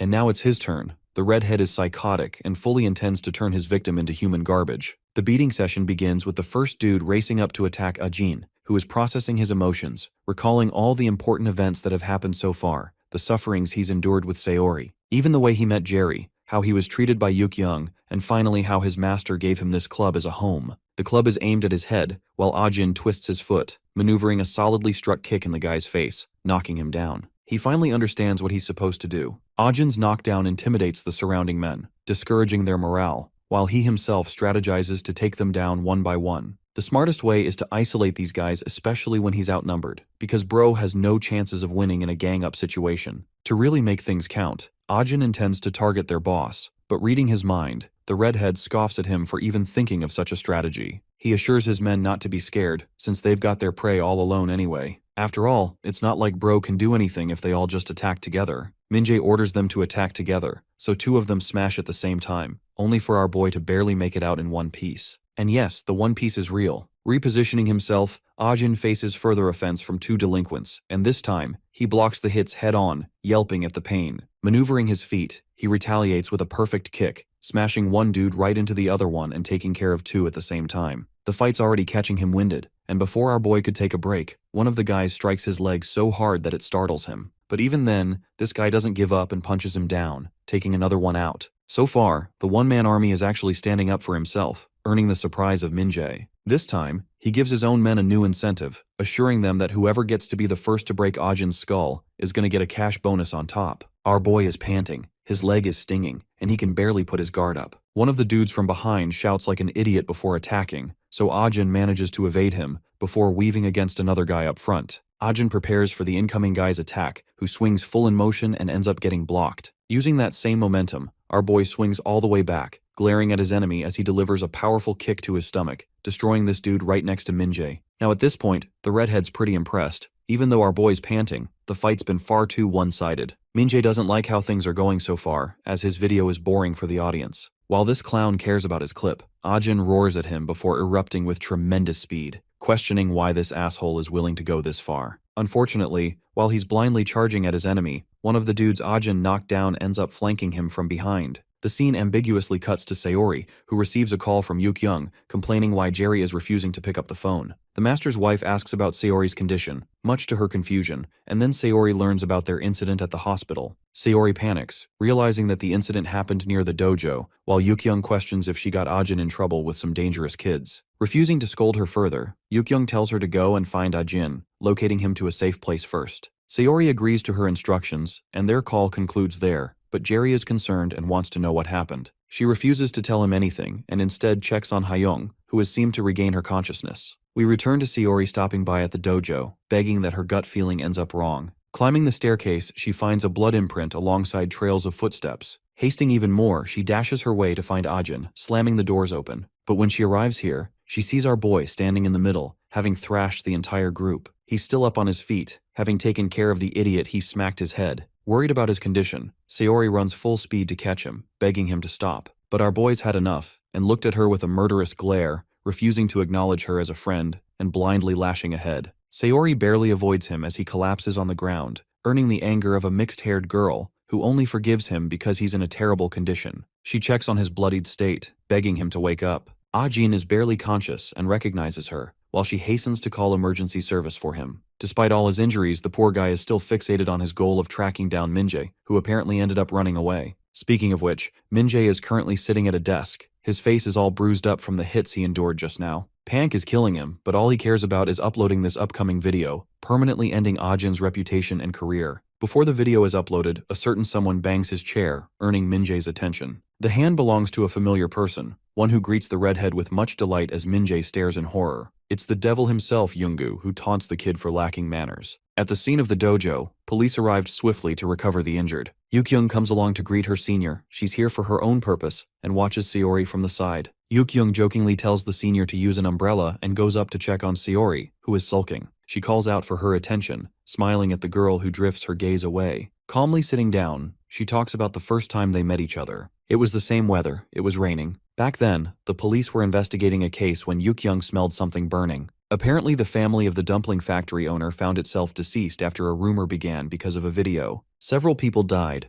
raising the question if they were turned into waste. Yuk-young took great offense against the senior who had no respect for the deceased. At that moment, the woman heard a sound, inquiring if her senior had heard it too. Tracing its source, she came all the way to a closet and opened it up. It was here she found a young girl, passed out, and immediately urged for an ambulance. The ambulance came. Saori's critical state was rushed to the vehicle while the poor girl cried, wanting to see her mother. All this time, Jerry and Yuk-young couldn't have a child. That's why they've always thought of the little girl as their very own daughter. That's also the reason she wants her to confess everything about what's going on, as it'll be the only way to help. Trembling, the girl apologizes for her hastiness and begins to weep, terrified that the dojo ended up in such a condition that she didn't say things sooner. Watching her in a condition like this, Yuk-young embraced the girl without saying anything. The scene cuts to the ICU ward. Our boy is resting and recovering, while Jerry is staring him down like a damn ghost. Bro startles the kid awake, nearly giving him a heart attack. Ajin learns that he was taken to a hospital and apologizes that it's because of his actions the dojo got trashed to ruins. The master, instead of berating him, actually gives him a thumbs up for handling things perfectly. This is quite the interesting turnaround, because Jerry only cares about the fact that the kid protected himself with the same skills he taught his student. As for his dojo, that doesn't matter much at the end of the day.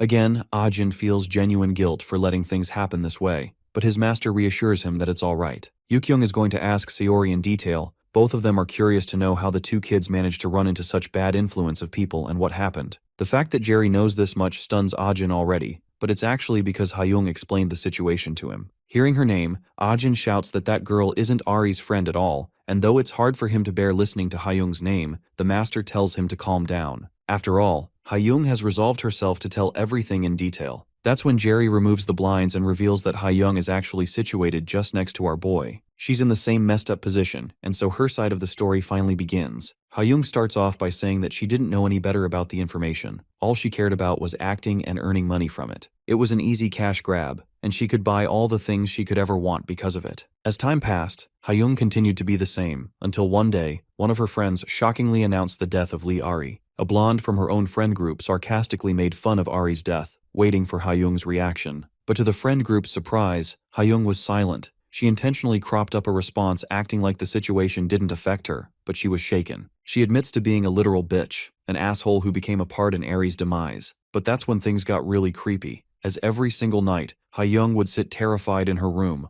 only to see Ari's horrifying corpse looming over her, and my god, I hope that thing does not appear in my nightmares. Each night became more difficult for her to bear, so Hyung started playing all night, eventually running away from home. Then she spent all the money she had from Min-jae, forced to make ends meet for his tasks. Gitai found her, stunned that she was part of their group, while Junggu berated him for blocking the way. He too found her at that point, remembering Hyung from somewhere. Gitai gave his boss the context he needed, sharing how Hyung had involvement with Min-jae's video regarding Ari. Instead of thanking Gitai for his suggestion, Bro threatened to hospitalize his bitch ass if he spoke again. Junggu thought of a plan, before inviting Hyung over for a job position based around her skills, and it was the first time she ever encountered the human trash called Junggu, and what kind of men he worked with. It's the end of the line for the redhead who's quivering like a puppy while being tied up in Junggu's care. The leader is pissed off that the video wasn't even recorded properly, and delivers an agonizing fist to this guy's stomach, berating him for even thinking he's the same. Min-jae cries out of pain, while Junggu taunts Gitai for serving as a mere lackey for some idiot with red hair. The guy denies the situation, earning a laugh from Junggu, who learns that Gitai only followed Redhead's orders based on the money that was promised. Psycho Gym Freak finds it sad that the guy's pride was shattered over a bunch of pennies, and admits to knowing the feeling of humiliation on his own. He offers Gitai a chance to reset things and be welcomed into the Junggu family, but while he's saying that, Min-jae's eyes are pouring down tears. Gitai joins the group, so as his first mission, Junggu assigns him a role to punch the shit out of Redhead, and a single glare from him immediately puts Gitai under motion. Bro pathetically slaps Min-jae's face. Junggu wonders if the guy is enjoying the feeling of finally feeling like a superior, instead of being a weakling. Redhead is pleading and begging with the best pathetic face he can, but even then, Gitai continues to smash his face, refusing to comply. Let's go back to Jerry and his gym. Unfortunately, the place has been closed down for a bit. Yukyung emphasizes that it's because of the recklessness of a few that innocent people get affected too. The situation is beyond the scope of the both of them. As for the story regarding Hyung, Jerry's wife thinks that the situation has evolved into a proper attempted murder case. Sayori tries to pitch in, while Yukyung suddenly connects the dots and realizes that this girl has been intentionally training him all along. Our boy pitches in stating that he's the one who wanted to get stronger, because shortly after losing his mother and sister, he was completely lost and had nowhere to go. Meeting Sayori changed that. She helped grant his request, so he's the most grateful to her. Yukyung continues to interrogate and asks how the two of them came in contact, and while Ajin is about to explain, Sayori herself reveals her connection as a driver for the Cyber Wreckers group. Yukyung doesn't get what that means at all, so Sayori explains in proper detail. The role of a driver is to dig up social issues and find suspenseful material for content. She handles all of that. Yukyung asks if she was asked by the Cyber Wreckers to come and approach Ajin, and here's where we learn that it's actually half true. She willingly stepped in to protect Ajin from the Wreckers after realizing that the two of them shared the same pain, the pain of being left alone. Everything's put under question now, as Yukyung interrogates the girl about her parents. Before she could say anything, Sayori herself shares that the law wasn't formidable enough to protect her family. All because of one stupid video, her family got trashed. The rumor of the food waste being put in dumplings from her family's factory, it was all just a fabrication caused by a wrecker. The people went feral for the content and spread the news like wildfire, ultimately driving them to their deaths. Sayori bawls her eyes out, questioning why no one believed a word her parents said, how her family completely felt cornered in the end. The same bullshit situation happened with Ajin. A story that wasn't even true ended up taking innocent lives, while the people who fabricated the situation earned fame and wealth from it. The police don't even arrest such people, and while she's in the middle of crashing out, Ajin calms her down, finally letting Young speak. She understands that a decision was made on Sayori's behalf, but involving themselves any deeper into this mess could easily earn them problems of their own. That's why she wants every single one of them to stop here and now. Except, Sayori's cause matters more to her as she rebelliously goes against her advice. She swats off her hand and apologizes, heading out, leaving Ajin to his own too. Jerry, the golden retriever cool guy, greets her casually, only to get ignored all the same. Our boy runs after her, but his master stops him, urging the kid to take care of Sayori and not get hurt in the process. He assures the kind master not to worry, and runs off trying to catch her. Meanwhile, Young and Jerry are left to their own devices, helpless to advise the kids any better. In the next scene, Driver Girl and our boy are on a trip. She asks Ajin if he recorded Hyung's interview, to which he agrees, while still avoiding her. They're both uncomfortable with the state of the current situation, so Ajin starts to share how Hyung was apparently dragged to wrecker meetings created by Junggu. Some dude named Gaiko is supposed to be the main leader in command of all this. There were also several other bodyguards hired, which definitely makes it seem like the situation is far greater than they imagined. Sayori suspects the involvement and funding of a major enterprise. After all, this whole shit show has always been about money. Having over 10 bodyguards can't come from simple content revenue alone, implying the connections of someone deeper behind the scenes. Ajin also shares one strange part that bothered him the most. Before heading out, Hyung had one last thing to share, revealing the subject that Gaiko and the other wreckers loved talking about the most. The subject is related to Jay's Entertainment, the same rival company of the idol K-pop group Wiz Girls. Hitting the brakes, Sayori believes they should talk it out at their destination, while Ajin stares up at the gigantic media company building. Seoris's goal is to help figure out the clues here, so they enter inside, meeting up with an assistant who calmly leads them to the archives room. This place is reserved for staff members only, and though Ajin's a little afraid, Sayori assures him that Bro isn't about to get kidnapped. The staff member passes the card for authentication, allowing them access to a whole bunch of files. Here, there's a specific person that Sayori knows about called Mr. Whale, who is sitting at his desk. The main operator of the channel Blue Whale TV, as well as the manager of the company, greets his drivers. He knows about Ajin, having heard plenty from Sayori over here, while our boy is just getting the hang of things, not knowing why this dude is called Whale or whatever. She apologizes on our boy's behalf, assuring the operator that Ajin's still under training. To make things easier, the man decides to show him a video to serve as a proper introduction, and though he doesn't know if it'll be a convenience, it's plenty for their first meeting. The video starts with Blue Whale introducing himself, sharing reports of the world's worst disaster, 9/11, and even the launch of rockets from a certain company owned by Elon Musk. Good and bad news in the world keeps on going, whether it is war or technological advancement. But the operator poses a big question. Why do people believe in things that haven't happened before their eyes? This happens through sensationalism in the media, clickbait among other misinformation. This same need for drama and clickbait could lead to someone's very life being ruined. And next he addresses the videos that he himself makes. A 2 million subscriber YouTuber channel isn't any different. Each story is intentionally crafted for people to consume out of fun or boredom or even the element of curiosity. It starts and ends with the concept of devouring media, and people consume it with delight. Blue Whale wants to put a stop to this consumerism, even if his own channel might be deleted or if his subscriber count drops. Perhaps he'll get death threats, but his secret weapon is the full story covering the extent of the Lee Ari murder case. The operator coldly states that Ari didn't take her own life, but rather, her death was a murder case, carefully orchestrated. After the conclusion of the video, Ajin seems to be panting, probably out of traumatic stress, while Sayori comforts him. He wonders when the operator will release the video. The only problem is that they've yet to catch the leader Gaiko. Hearing about the project meant to enact justice against his sister's death, Ajin is fueled with the flames of catching Junggu, or even Gaiko, for the cause. This is exactly what the operator needed to hear, as he's now confirmed the kid's resolve. To start, he shows Ajin the Jay's Center building,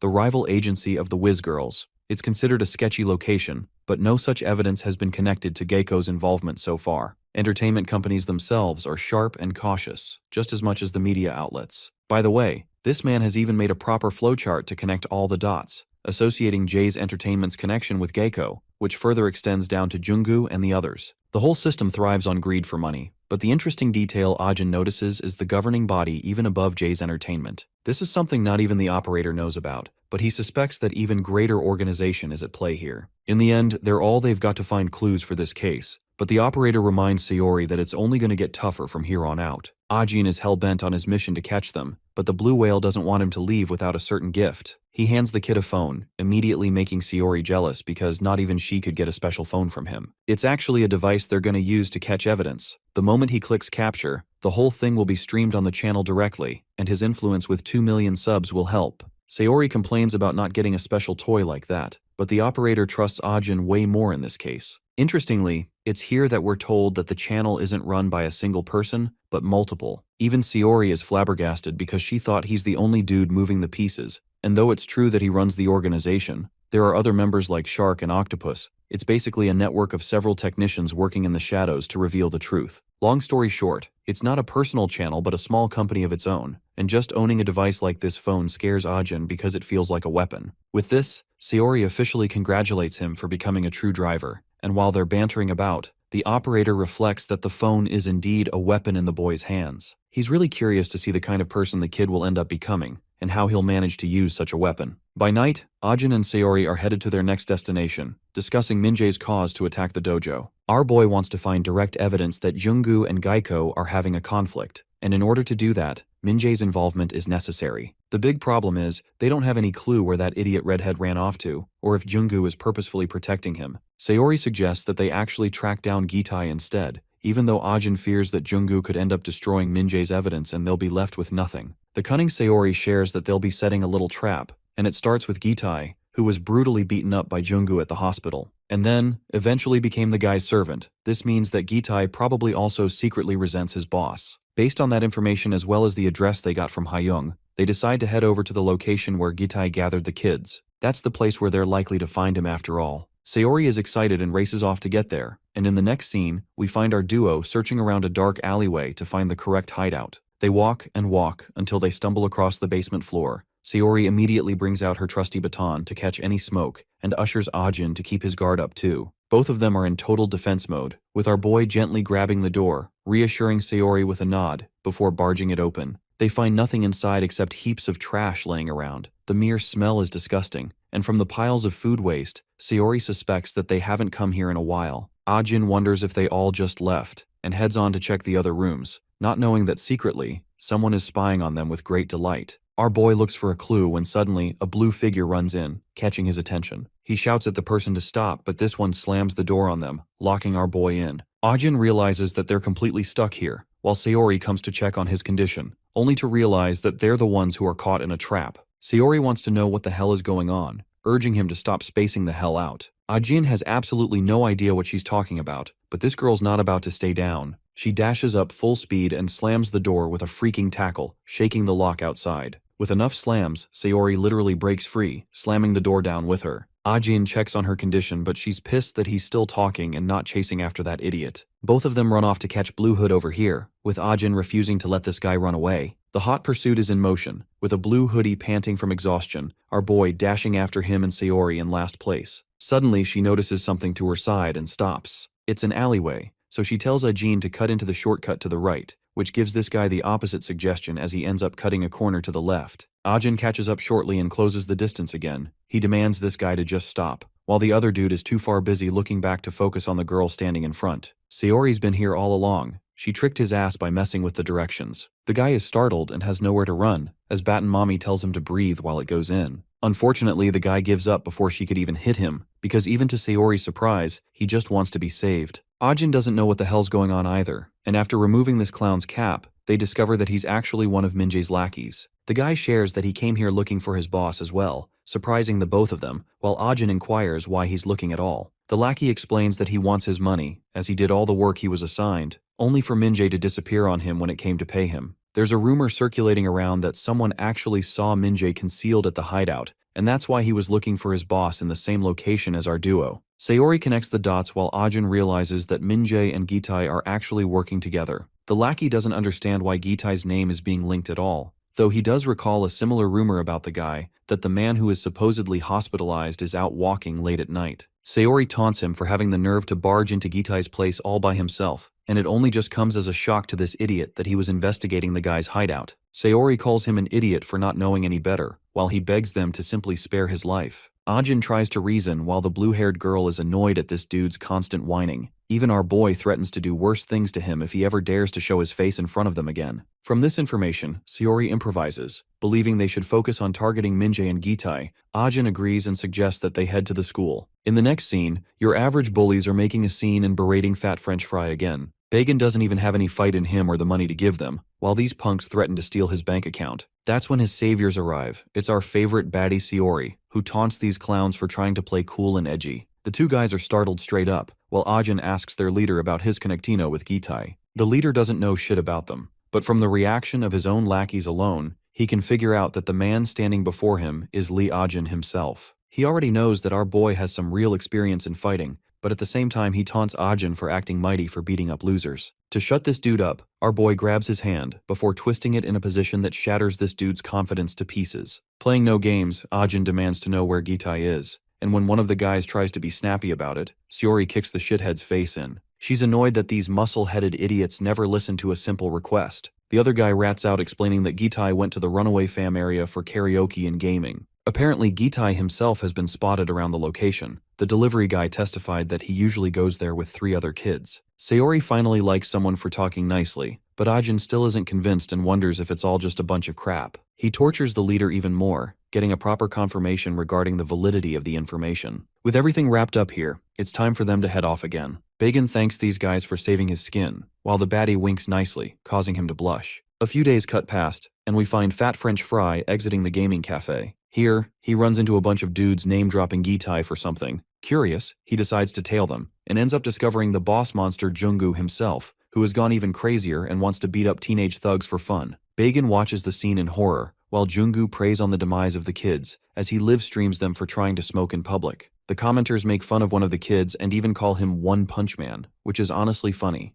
Junggu laughs, while one of his audience members decided to donate 1,000 won, desiring more entertainment. To serve properly, Junggu bashes the kid's face with a crazy punch, creating the entertainment his messed up fans wanted to see. Bagan is watching all of this go down in horror, and we actually cut back to the day Ajin and Sayori saved him. He actually volunteered to help our boy, but Ajin warned him to watch his own back because Junggu is not someone to be taken lightly. His warning rings true even today, but if Fatty doesn't do anything, he'll always remain useless. So he quickly opens his phone to text his buddy, sharing that he found Junggu and is intent on following him. The scene cuts to another beefy dude near Ajin, who is simply enjoying his delicious cup noodles and keeping touch with Sayori. She nags him for getting played by the bullies who fed them information, but he argues that they need to wait until their targets slip up. Sayori asks about Bagan, while Ajin assures her that he's got a contingency plan in place. The girl responds with the famous adage of having a plan until someone gets punched in the face, to which our boy jokingly states that he hasn't been punched enough times to know. Suddenly his bait becomes reality when he hears the dude mouthing Gitai's name.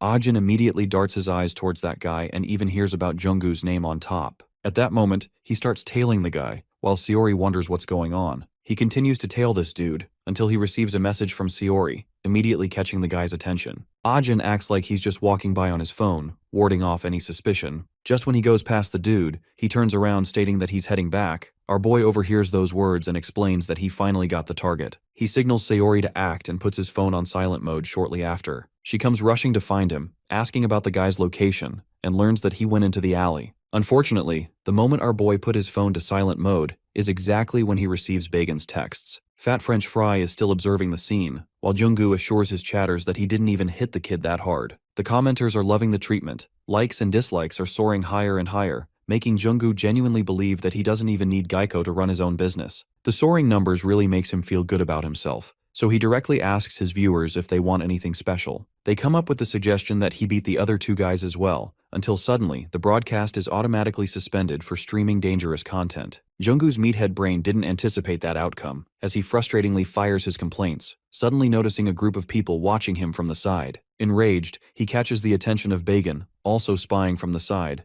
and though the fatty hides behind the corner again, he knows for a fact that they made eye contact. The kid is hoping that he wasn't too obvious with the filming, while Junggu comes up to greet the boy, inquiring about his identity. Burger Boy is cooked. The scene cuts back to Ajin's side of things. They're still tailing the dude connected to Gitai, who seems to be entering a building. The same guy takes his bag, suddenly hearing a sound on the door. He goes up to confront the source, and discovers a young lady calmly sharing that he dropped something at the convenience store. Sayori presents a cigarette box, immediately catching this dude's attention because he wants free cigs. He tries to take them from her, but Sayori isn't a cheap girl and baits him out. Pissed off, the clown slams the door open to grab it from her, but this is exactly what they needed, as Ajin has a taser ready from the side. Exposed and unable to do anything, Bro is zapped to Kingdom Come, immediately getting knocked out as a consequence. The plan succeeded with brilliance. Sayori knows how these idiots function after all. Next, they take this dude's body inside, while inspecting the room that is full of drinks and shit. After all this time, they still don't have Gitai around, but Sayori wants Ajin to keep on searching every part of the room.